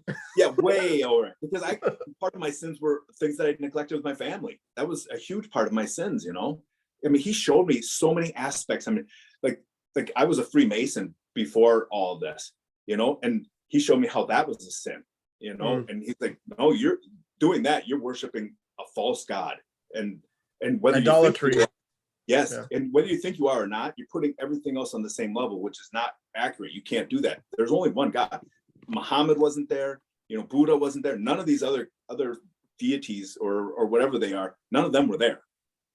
I was very aware that they're not in existence, that he was the only truth. So all of that was very clear to me. And it was just, he was walking me through all of that, So was your understanding that it wouldn't have mattered? It's okay if you would have stayed or gone. He wasn't saying you got to do this or the other. He didn't put any pressure on me. This is my choice. So the family was off the table. So the only thing that came to my mind was I was looking at my life, and I'm like, I could do better. I could do more for you, God. And it wasn't like, hey, I want a better reward in heaven. That wasn't my desire. It was, I love how much you love me, and I want to do better for you. It was just a pure reciprocal love that I had a different way of looking at life. And I was like, I can take that pain. I can do that, because whatever you got for me, you said that I could have a long life. That means you had another plan for me if I choose it, And so I was like, that's why I want to go back for it. I want to do better for you, just to make you happy. And it was like, you hear in the Bible and it says, well done, my faithful servant. He didn't say that to me. I felt like he was really happy and loved me. I mean, that wasn't a mistake. That was true. But I want to hear those words this next time. I actually want him to say, well done. You actually did some work for me, because I love him. I felt that love. I want to also give him something just because of pure love. And it's not like it's a requirement for me to do something amazing. I just have to sit here and love God. So he allowed me to go back for that reason. He's like, yeah, that's the only reason to ever go back, because I felt his love. Why would I want to leave that love? That was the Yeah. hardest decision that I ever had to make in my life. Was, wow, I'm going to go back and leave all of this.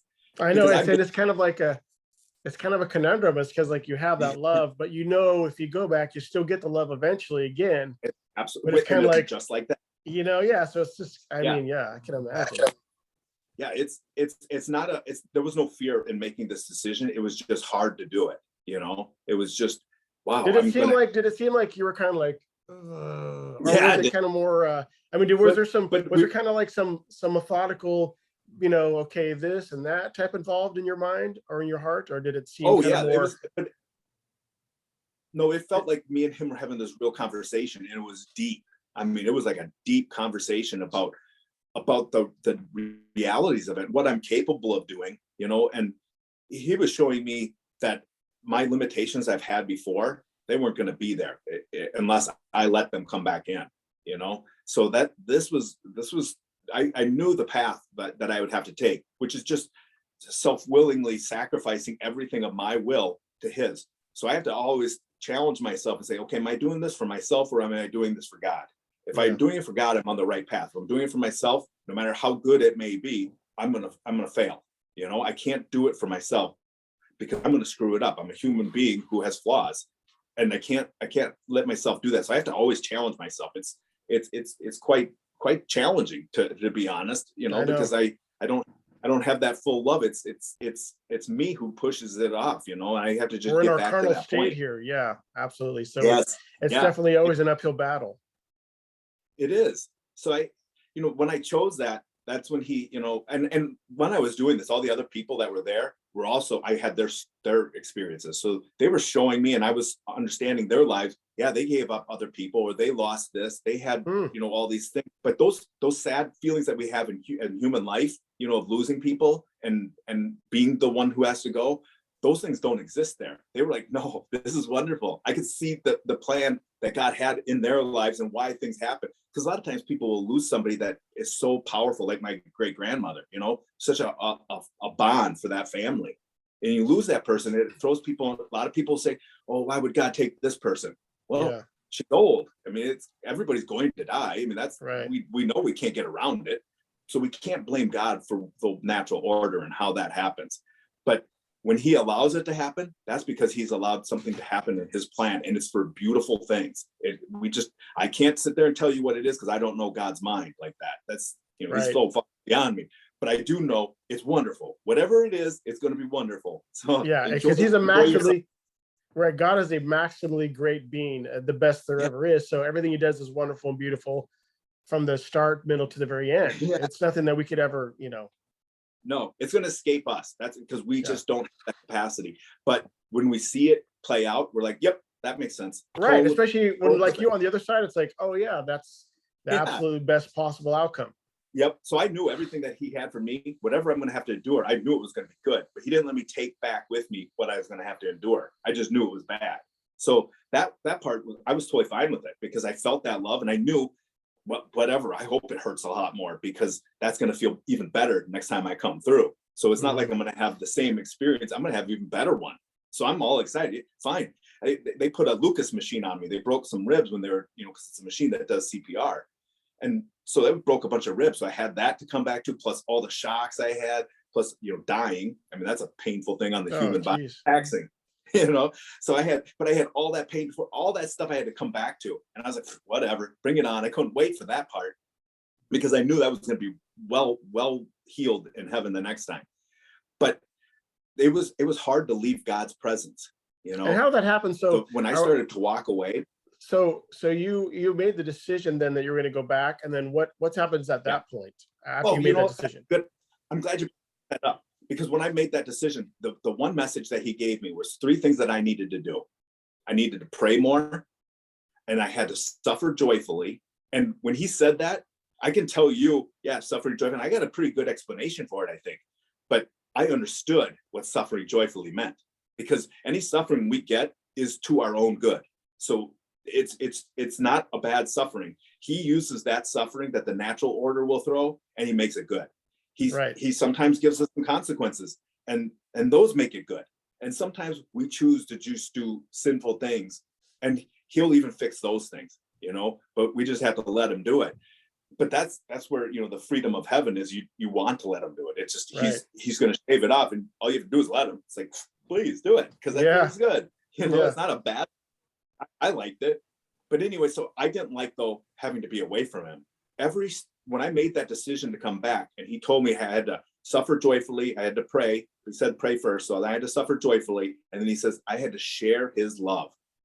Now I think that's the hard concept, right? This is so important. This is really kind of the crux of what he wants you, I think, to bring back those 3 points, right?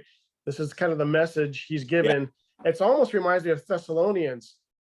Pray without ceasing, give thanks in all things, and what was the third one? Anyways, it's the same. It's almost like it's repeating what was said in Thessalonians, you know, and rejoice always. He's always the same. He's always the same. He never changes, you know, because he knows what he's doing is right. He doesn't have to change things. He always has a plan that's going to work out the exact. And we've got some evil forces that are trying to undo that. We try to undo it ourselves by taking on our own desires. But he always will work that out to what he wants, and it's always going to be. And so he had told you these 3 things specifically to share with people. For me to share with people. And you know, really, when you put it into perspective, it's the praying is keeping that relationship with God. We can't do this on our own. We're never going to be able to achieve a perfect sense of ourselves until we're connected with him. And the only way we're going to be connected to him is to pray. It's our duty to pray. He is God, and we should offer that because we want that relationship. Yeah. And when you do, when I pray, I feel great because I know I'm praying God. He's right there with me. He's inside me. He's inside all of us. If we want to let that happen, he's going to grow. He's going to let that grow. But you know, we just often shut that down because we choose other things. But could you repeat those 3 other things, Brian? I just really want everybody who's watching to know what they are and kind of take it to heart. These are things that Jesus himself had told you. Yeah, these are his words. These are the words. He said to pray more, to suffer joyfully, and to share his love. And as much as I'd like to take credit for, you know, the suffering joyfully, that's a concept that everybody that I talk to who has chronic illness, that you know, particularly terminal illnesses, they're like, yeah, I get that. You know, it's hard to suffer joyfully. It's the hardest thing. But when you know that you have God there with you and that he suffered and that he's saying, go ahead, suffer joyfully. I'm showing you the way to do it. And it's going to be well rewarded when you die. That's wipe away every tear, you know? Yeah, he's wiping every tear away. And I'm not even kidding. He's sweeter than your mother. He's way, you know, when you hurt yourself and you get a scrape, your mom puts some hydrogen peroxide on it and then blows on it. It feels better, right? Because of the loving care. It doesn't even feel good because it stings. But the loving care is what makes you feel like it gets better. It still hurts. It's still the same pain. Nothing happened other than your mom took and loved you, right? Way better than that. Way better than that love. So, I mean, that's how much he loves us. And, you know, that's what he wants me to share. And that's where it's hard to live up to that. I can suffer joyfully. That's really not that difficult, you know? And the reason is because I know he loves me. But now how do I share his love? I can never do it as good as he can. So I have to accept my own limitations, but I got to try. And that's where I've learned that, you know, when sometimes people don't believe me. This is hard for me to come out because of my profession, you know. I do therapy. People are going to think I'm nuts. And they do. Some people, a lot of colleagues, they don't even talk to me anymore because they think, well, this guy's a nut job. He's talking about heaven, you know. And it's because they never wanted to believe in heaven anyway. You know, they have their doubts or whatever it is. But the reality is it's changed everything about me. I don't even care what anybody thinks. It doesn't bother me because first off, I know the truth, but I also have to share love. I have to find a way to help that person despite what they don't believe. Right. So what happens at this point then? He told you, he gave you that information, you know, about prayer and joyful suffering, and what happens at then this point?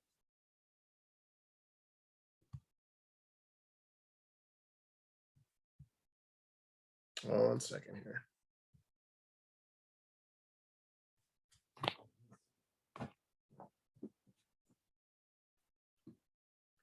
So there, Brian?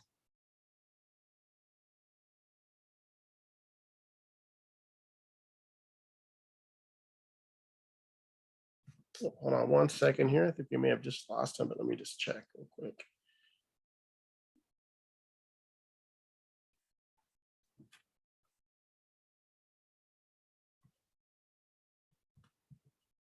One second here.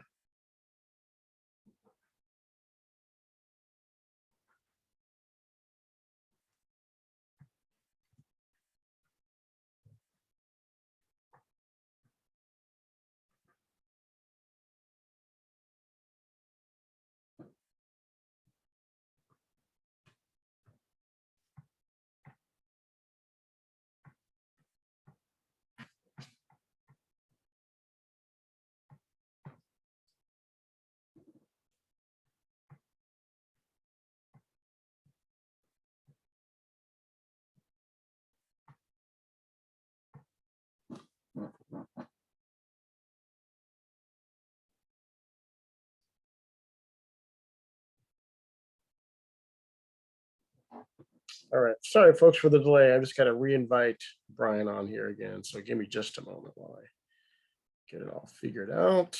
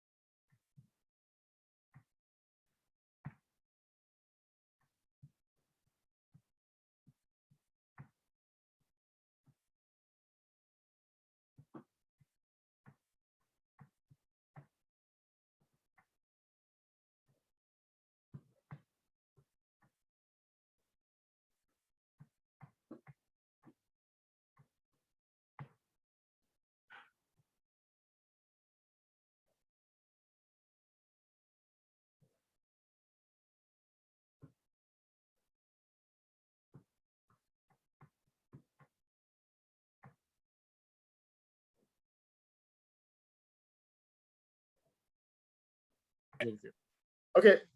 So Jesus said, thanks for everybody for that little glitch here. So Jesus said, share those three things with you to share with everybody, which are just awesome. I love to hear, when Jesus tells individuals things who've died like yourself and come back. To me, it's like scripture almost. It's like it's manna. It's just amazing. It's stuff that I take to heart. So anyways, if you want to continue on from there, Brian. Okay. Well, so now he gave me my mission, because that's really what my mission is, do those three things. But, that's for everybody really too. I mean, because you're putting God first, and then he's letting me know that, yeah, there's going to be some suffering when you do that. If you put God first, that means you can't focus on yourself. So you're going to have to reject a few things, that are pleasureful or things that are easier to do because we think that we know best. Right. So it's you're rejecting that part of it. So if there's going to be some suffering, you have to choose God first. But not the most important, obviously God's the most important, but the next thing is we have to share that love.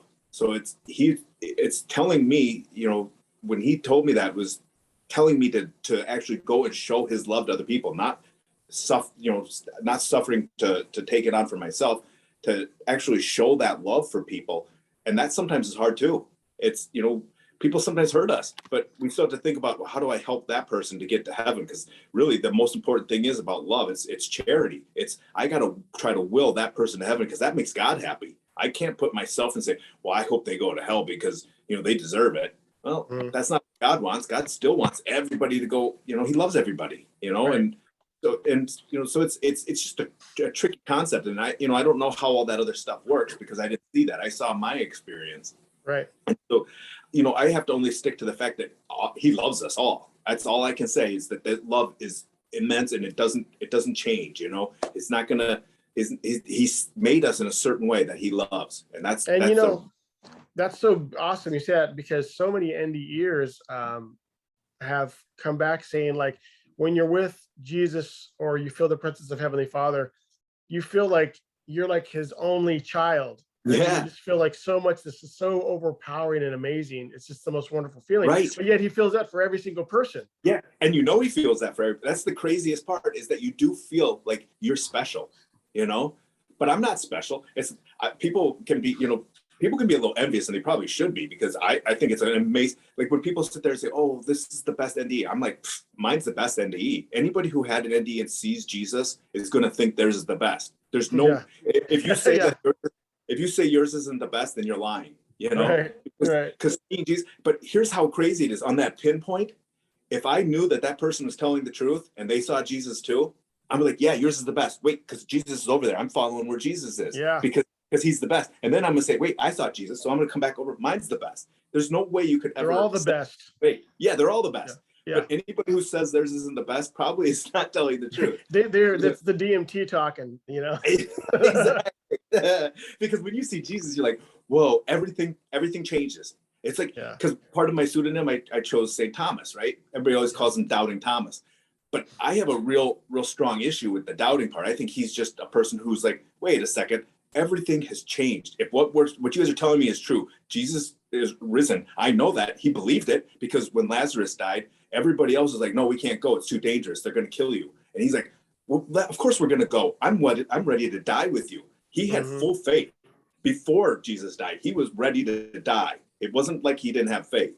But what he wanted was, hey, wait a second, everything changes. And I know it's to be true, but why didn't he show me, you know? And that's how and we there's a lot of feel doubting Thomases too, Brian, which is why, I mean, even with Christianity, you know, it's like we're so cut off. That's why people like you who've gone from, you know, just simple faith to certainty, being able to be there, you're amazing, like apostolic emissaries. You're coming back and saying, look, I'm telling you with every fiber of my being, I was the doubting Thomas, but you don't have to be doubting Thomas.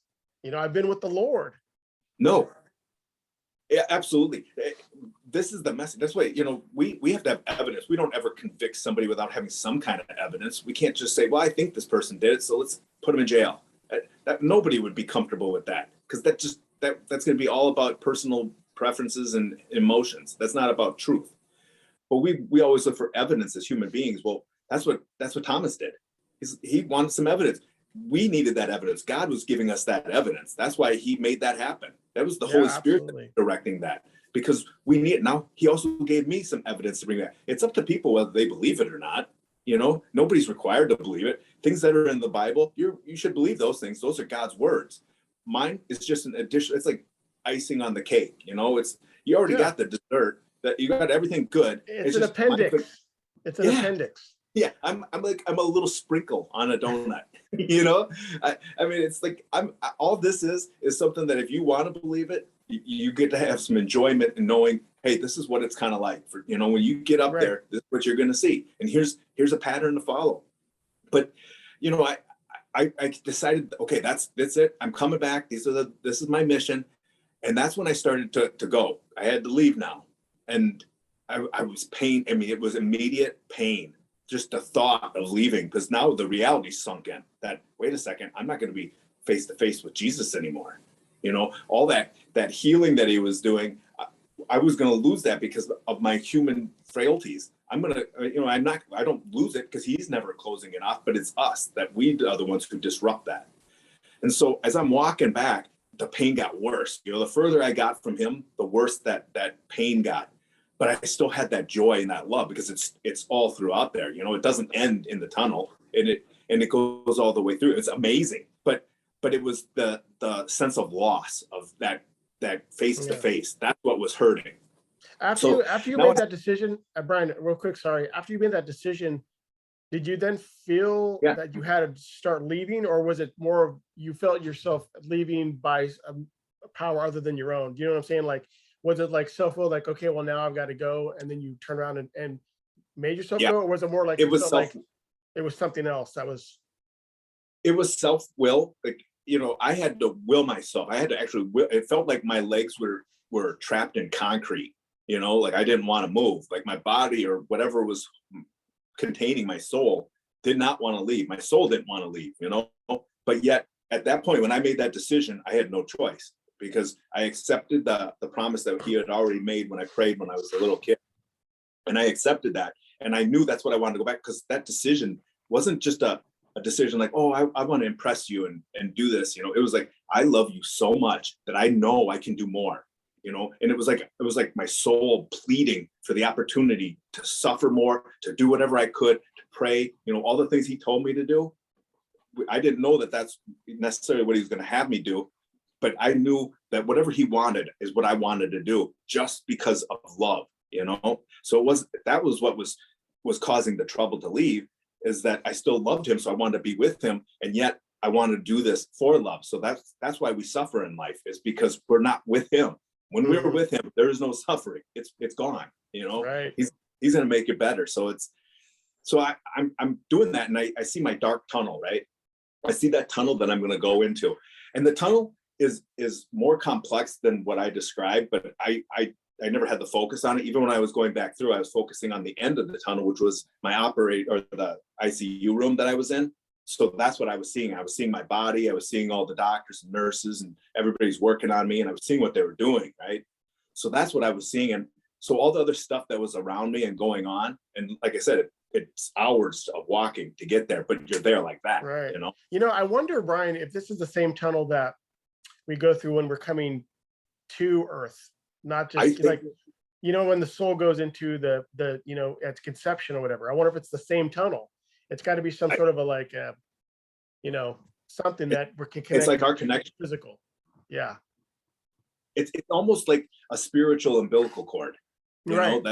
It's like a connection to God. And I believe, and I can't say because I focused on my tunnel. I didn't have to have, didn't have a sign that said, here's Brian's tunnel. I knew this is Brian's tunnel, but it seemed like there was a tunnel for everybody else.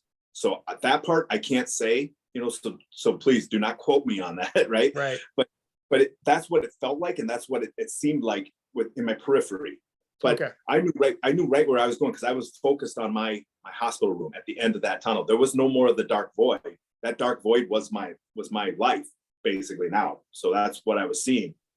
So I'm going back to that, and I'm walking through this tunnel, but it's hard. Every step I'm taking is hard because I'm getting further away from Jesus, but I'm watching everything they're doing in the hospital room as they're working on me and trying. And I think that they were giving up. That's really the impression I got, because they took the Lucas machine off, and it'd been 10 minutes. So I don't know how long they usually go. I think it's different for every hospital, and it's different in every case. I'm pretty sure they knew, hey, this guy fought too long. There's no way his heart's coming back. But it seemed like they were giving up, because when I came back, it was the funniest thing. I popped right up. They put it in my medical records that I spontaneously revived, right? So they had taken off the CPR machine, but I remembered that it was on there because I saw it when I was coming back. So they had taken it off, and I'm not sure why they took it off. They never explained that to me, but I kind of think that they just gave up or whatever. But anyway, so he's gone. Yeah, he's gone. I mean, and I had broken ribs, so I mean, it wasn't like they didn't try. This was like they seriously were trying, and I have a strong body, so I mean, I never had a problem with that kind of stuff, but you get broken ribs, it's just going to happen. But anyway, so I spontaneously revived, and I went right up to the doctor, right up to his face. And I'm like, did I just die? And he had this look on his face, like, he's like, oh man. What? And so I fell back, and he came back down to me, and I said it again, right? I'm like, did I just die? I'm looking him square in the eyes, and he's like, yeah, you just died. Wow. He's like, we just got it back. It was the funniest thing. That face, I still laugh about that face, because I don't know what was going through his mind, but he must have been worried. I don't want to lose a patient today. Well, probably. I don't know. That was amazing to see that, because it was so hard to breathe. Broken ribs is hard to breathe. Yeah, I don't know because I don't know how often that happens. Spontaneous, cardiac fibrillation, like when you come back, that may be very rare. So he's kind of like, oh my gosh, this guy would take the machines off, and his heart's kicking in again, Yeah, I think that's what the shock on his face.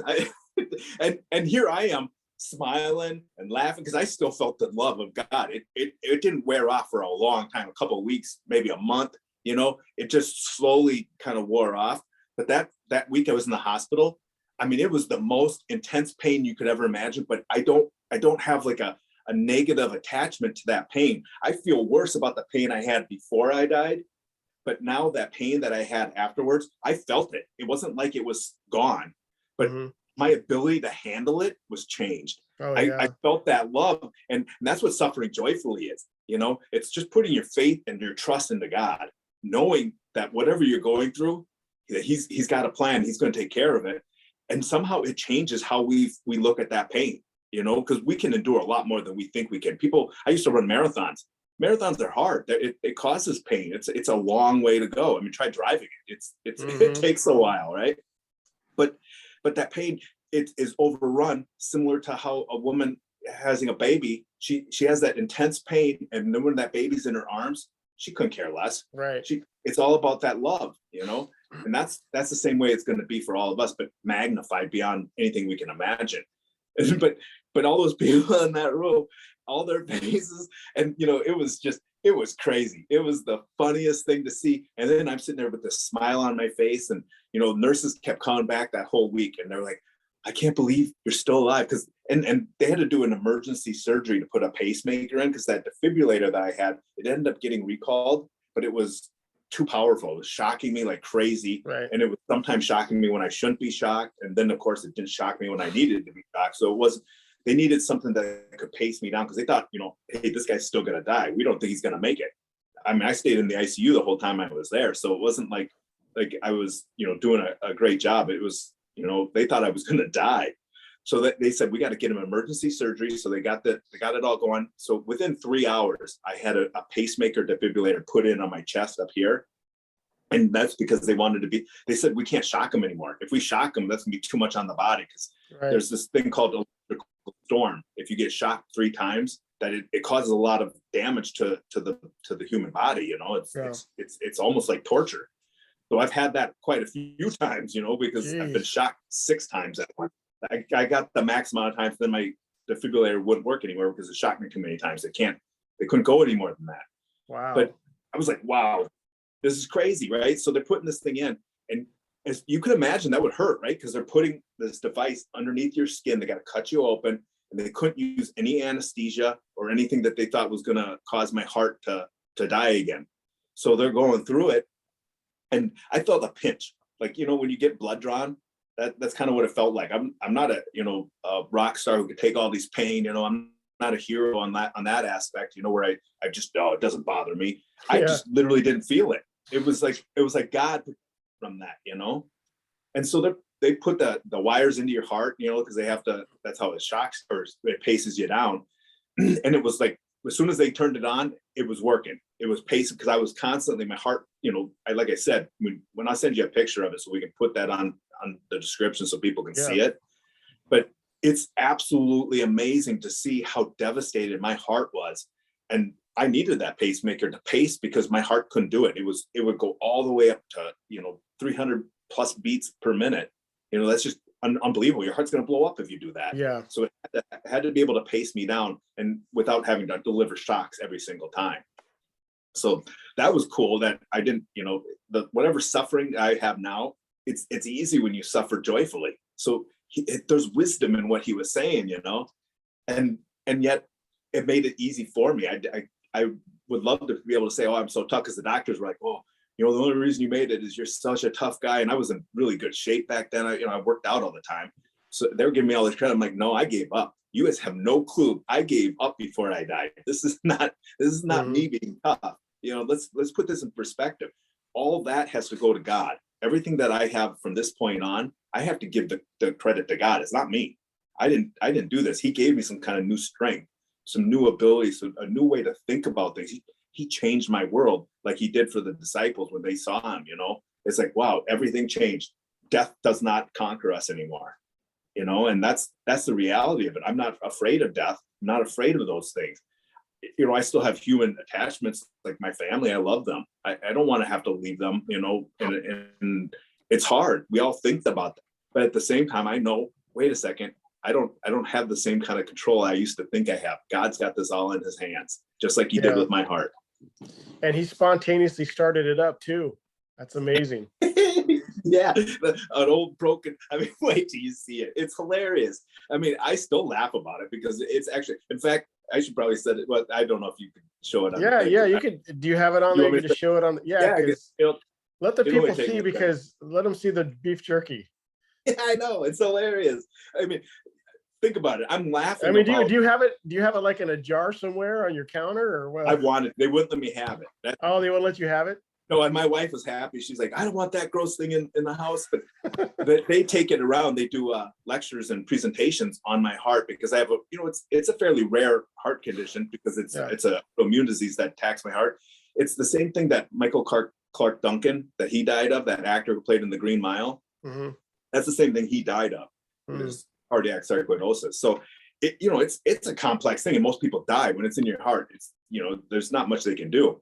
You'll see when you see this picture. I mean, it's unbelievable, and it's just full of scar tissue. My heart was just like this solid rock because scar tissue is hard. It's not a pliant kind of physical material anymore. It's just scar tissue. And so when I got out of the hospital, I was reading the Bible, and seeing things. I really came across this verse, and it just made so much sense to me. Is that He's going to take our hard hearts of stone and replace them with a heart of flesh, and it's a spiritual heart. And while my mom was convinced that I was going to have this miracle, because how do you see heaven and not have a miracle, right? So she thought my heart was going to be healed, and that wasn't the miracle He did. The miracle He did was keeping me alive with a heart that shouldn't have functioned, and got me to the point where I got the heart transplant. Right. Because that was more suffering that I was able to go through. And, I'm looking back on the heart transplant, I'm like, yeah, that was intense pain. It wasn't as painful as dying. The dying part was really painful, but it was like that. So that, it doesn't even bother you. You couldn't care less about the pain of dying. It really means nothing, right? Because of His love. But when I came back into the heart transplant, that's probably my memory of the most pain is of that heart transplant, because you have your chest cut open, and I was in good shape, so I had muscle out still, and they had to cut in all that stuff. I still feel tender here. It's a weird feeling. I'm still not good. And of course, it's only been 2.5 years. So, but I mean, that picture it says it all. Yeah, it's kind of like it's akin to the way your heart was so bad for so long and you were alive. It's like someone driving around the car with the rims, all the tires are off. It's like, how long can you do it? You know what I mean? Yeah, you're right. Yeah, unless you have supernatural power, which it was God holding it, because there was no way my heart should function. I mean, seriously, you're gonna laugh when you see it. It's unbelievable.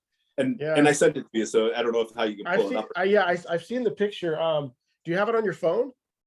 Yeah. Well, do you want me to show it on the phone? Yeah, maybe like put it up to the camera in case. Yeah, I'll do that. So people can see exactly the disarray it was in. And it's even crazy when you think about like all the stuff that I went through afterwards. I was on prednisone, on this super high amount of prednisone, 200 milligrams of prednisone for a while. But isn't that crazy? That is wild. I know. I still laugh at it. I mean, let me see if I can get it closer. Can you see it good enough? Or yeah, that looks great. I mean, it doesn't look great. It looks horrible. You know what it looks like? Is it looks like a piece of steak a dog's been chewing on for like 3 weeks. That's in the backyard. You know what I mean? Yeah, that autoimmune disease. It's like a pit bull. Yeah, it's tore it up. I mean, it's crazy.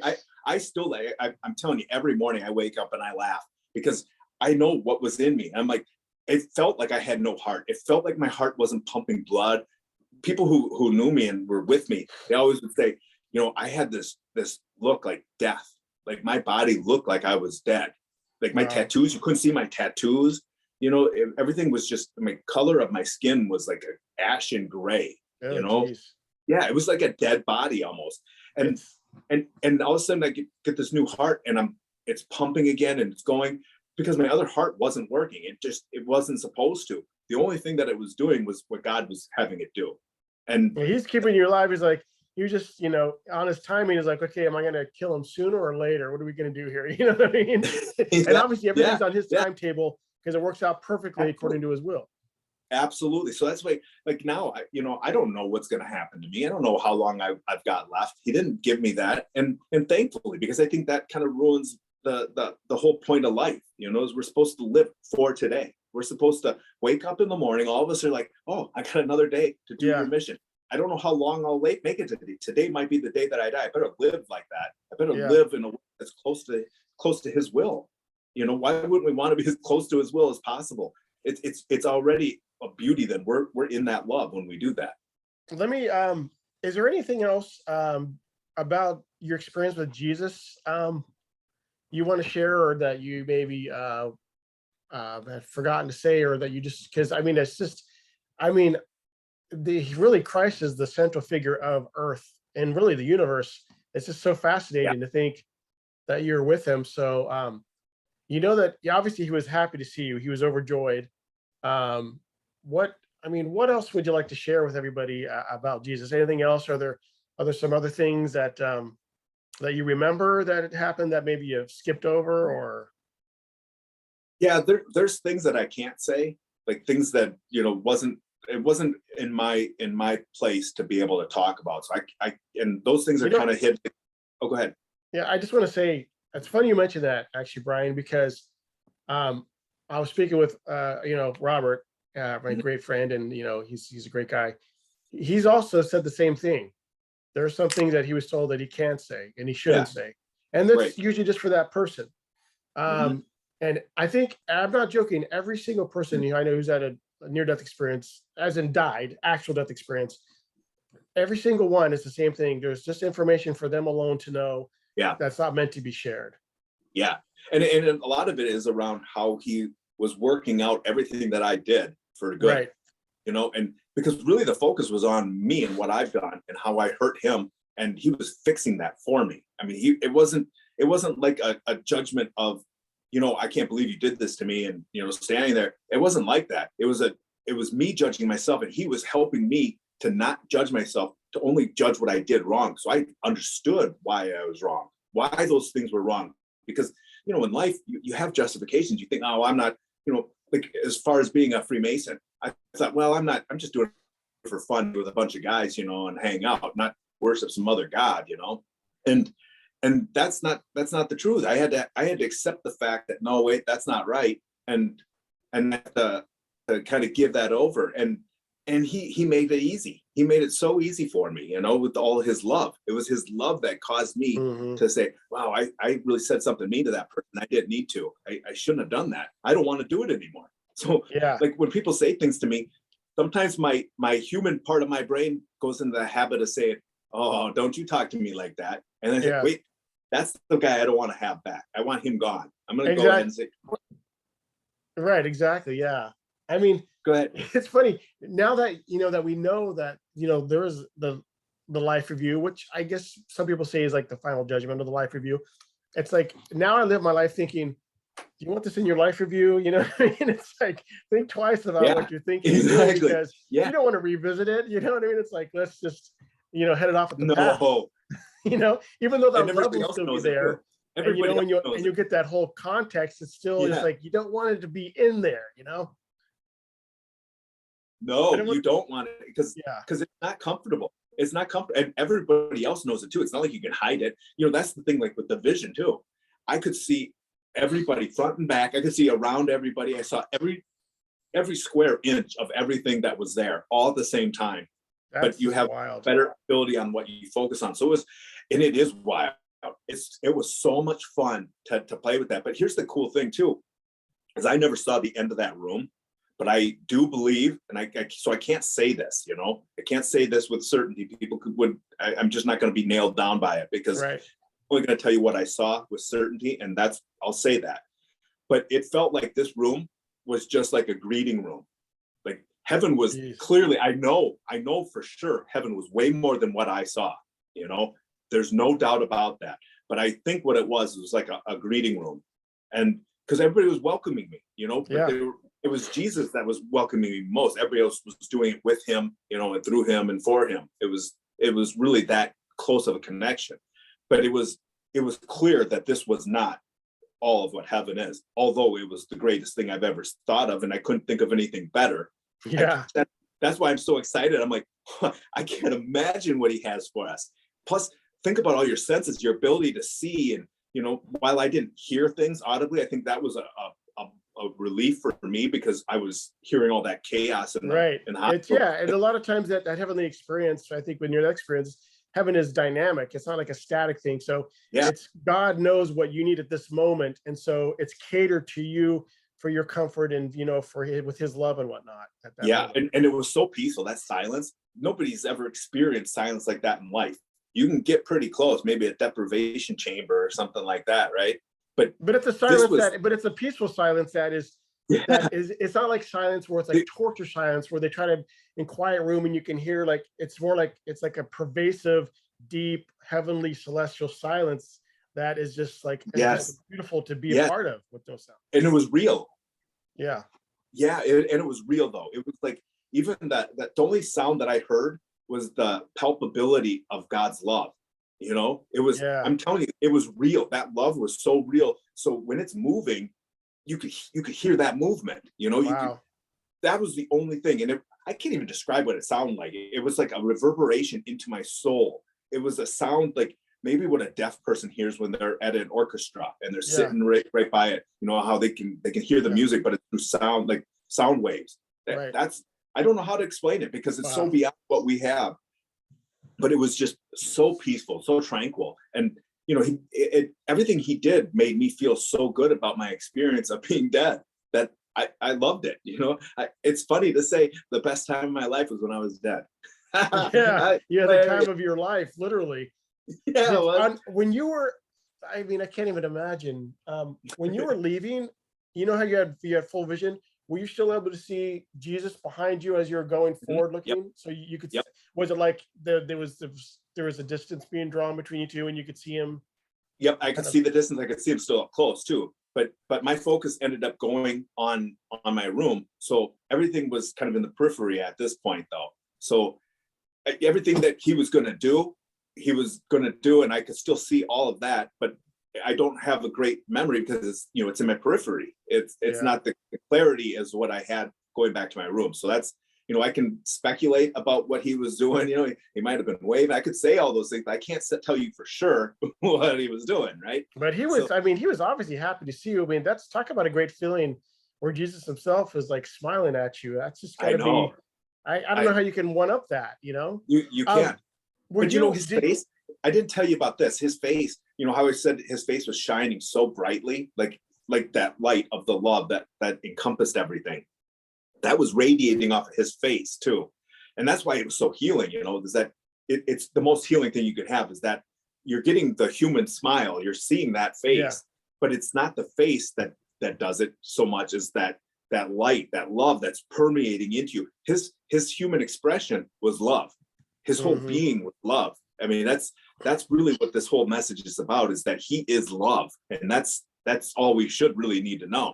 But it comes to us in such a way that it's so beyond what I can ever even come up with that I'm never satisfied with my description. I just like, I did my best, I tried. I know how. I know, and you have tried before, and it's difficult. And anybody's had that experience. It's like, how can you encapsulate that kind of infinite love and everything in this kind of finite, linear, imperfect sphere where we have 3 dimensions? It's just you can't do it. There's no way to do it. And, movies, they try their best. Oh, God love them, right? They try to bring us all these different dimensions and all these concepts. No human being can imagine what I saw. So for me to try to describe, when I read the Bible and I think of like St. Paul, when he had very clearly a near-death experience, he's like, I don't know if I was in my body or out of my body. I think it's like 2 Corinthians 12, 2-4, right? That means a lot to me because I'm like, whoa, this happens. We were told about it. He explains a near-death experience. Well, and it's hard to even explain what you see because you got to explain it in human vocabulary to people who had not experienced that and don't have an idea of what you saw. And there's no concept in human life to explain what heaven is like. It is so beyond earthly life that we can't even imagine how much he loves us and what he has in store. Oh, wow. Yeah, it's incredible. And it's so heartwarming to hear your experience. It's just amazing. You know what I mean? It's just kind of like, it's like manna for the soul. I'm going to ask one more question and then I'll let you just have to give us some final thoughts before we wrap up. Did you, at any point, were you ever able to, I know it's hard to explain because of time, space, but did you ever embrace or were able to touch Jesus? Like, did you have any close, or was it kind of seem like it was more like from an observational kind of? I felt his love. So it wasn't, I didn't feel like, I didn't feel like it's kind of hard to explain because obviously Yeah, he was touching you, but I meant more, I mean, was yeah. there any more of like a, you know what I'm It saying? was it wasn't like a physical human hug, you know, Right.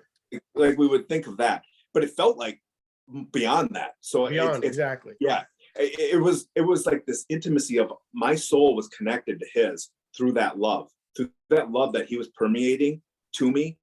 My soul was deeply connected to him in a way that is beyond a simple physical hug, because a physical hug, while it might feel good in this body, is really nothing other than just matter touching each other, you know, Exactly. and with a little bit of human emotion involved.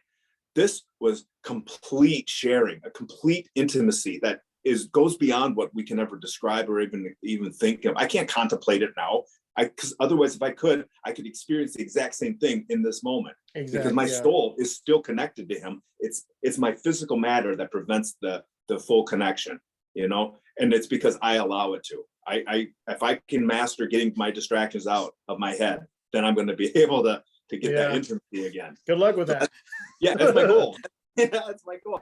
You know, and I might have to die again before I feel it. Oh, that's great. Well, Brian, we're gonna wrap it up here just a Okay, minute. This has been fantastic. I can't even tell you. good, I good. appreciate it. I'll just give you the final word or final thoughts for everybody who's listening, and we'll just close it with that. If you want to go ahead and just kind of, if you have anything to say, if you just like to, you know, what have you, and Wow, yeah, but not. I mean, what? I don't even know what I have said. You know, that's the amazing thing about telling my story, particularly with somebody who knows about these kind of experiences. You know, you're able to ask questions that make me think even more about my story. That maybe because I don't know how to explain it. I mean, I have to actually explain it to be able to figure out how to explain it.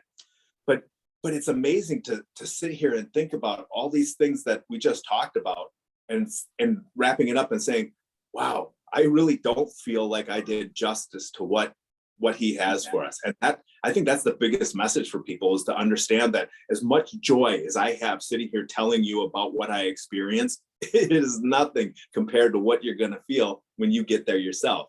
You're going to be like, Brian, that sucked. You were horrible. You did a terrible job. You know, it's like, bro, nice your try, description. Come on. but it was terrible. Yeah, but you'll understand why, because you'll be like, oh, there's no way you could explain it. You'll understand it. There's no question about it. Everybody will. They'll see that, you know, he did the best he could, but we're limited. And that's the beauty of it, is that we have nothing to fear. You know, if we put our trust in him, it's all going to work out to our good. Amen.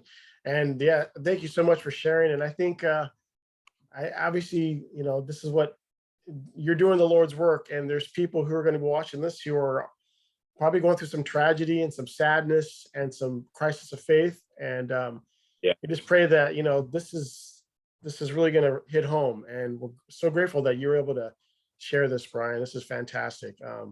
Your testimony is Yeah. amazing. It's an amazing, it's a Yeah, witness. that's what I hope.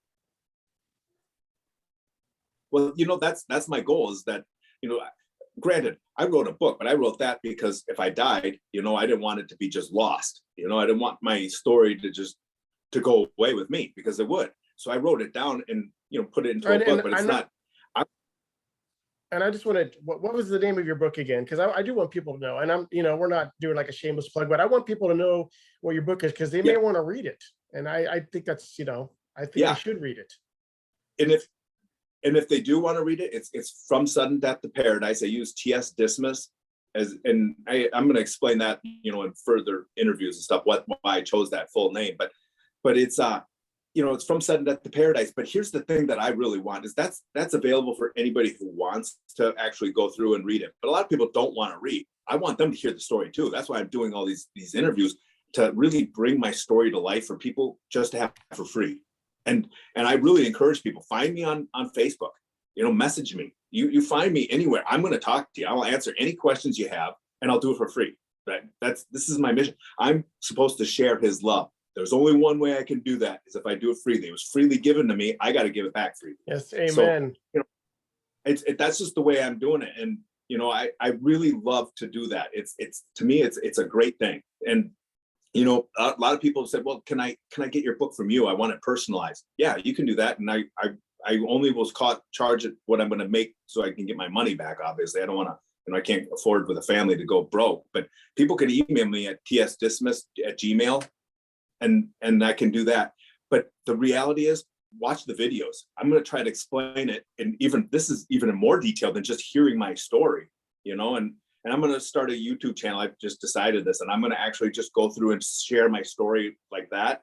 But these interviews bring in different aspects that not just sharing my story isn't going to, it's going to be more of a linear thing because I'm still a human being. But you caused me to go out in all these different directions and pull pieces from it that are amazing. And you can't get that just from me telling the story unless somebody asks those questions, and I have to be able to think about, oh yeah, well, this is what was happening. I think it's beautiful. And that's why these interviews are so powerful. And I couldn't wait to do this one with you. I know. Is that I know it's going to bring. It's been a long time. It's coming, actually, and I'm just blessed that we're able to get together. This dialogue is wonderful. It's so beneficial to my life, Brian. So thank you, and my spiritual journey. Just your testimony is like so faith building. It's so faith building, and yeah, that's what he did. Yeah, that's what he did. Yeah, in spades. It's fantastic. Yeah, and for me to be able to hear from you that it meant something to you, it's like, okay, I'm doing it. Thankfully, it makes me feel relieved in a way, like happy, like I'm doing that mission that he wanted me to do. Because prayer, I know I'm doing that because I do it every day. I pray for everybody. Like for you, ever since we've met, I pray for you. Anybody that I ever talk to, I say, same here, my brother. Yeah. Yeah, it's important. We have to pray for each other. Why wouldn't we? The prayers are actually powerful. It's amazing. When you go to heaven, you'll realize all the people who prayed for you. Those prayers, that. You see them praying for you. It's amazing. And it feels good because that's like love that they're showing you. And that love just gets magnified through Jesus. He's like a magnifying glass of love. Right. It's wonderful. Just don't underestimate the power of prayer. Amen to that, my friend. Yep. All right, Brian. Well, thanks so much for this interview, and we'll be in touch. And if possible for everybody listening, we'll have some maybe further dialogue to put forward in the future. And yeah, just God bless you, man. Thank you so much. And if you're interested, folks, we'll be posting this on our I have a Facebook ministry. It's Jesus and the Near-Death Experience. You can always go there and check it out, and check out Brian's work, his videos. He's got a lot of them on YouTube. Read the book. Contact Brian, the guy, salt of the earth, follower of Christ. I mean, this is just fantastic. So thanks, Brian, and God bless you, my brother, and we will talk to you soon. All right. All right. Thank you. God bless you and your family too. All right. God bless.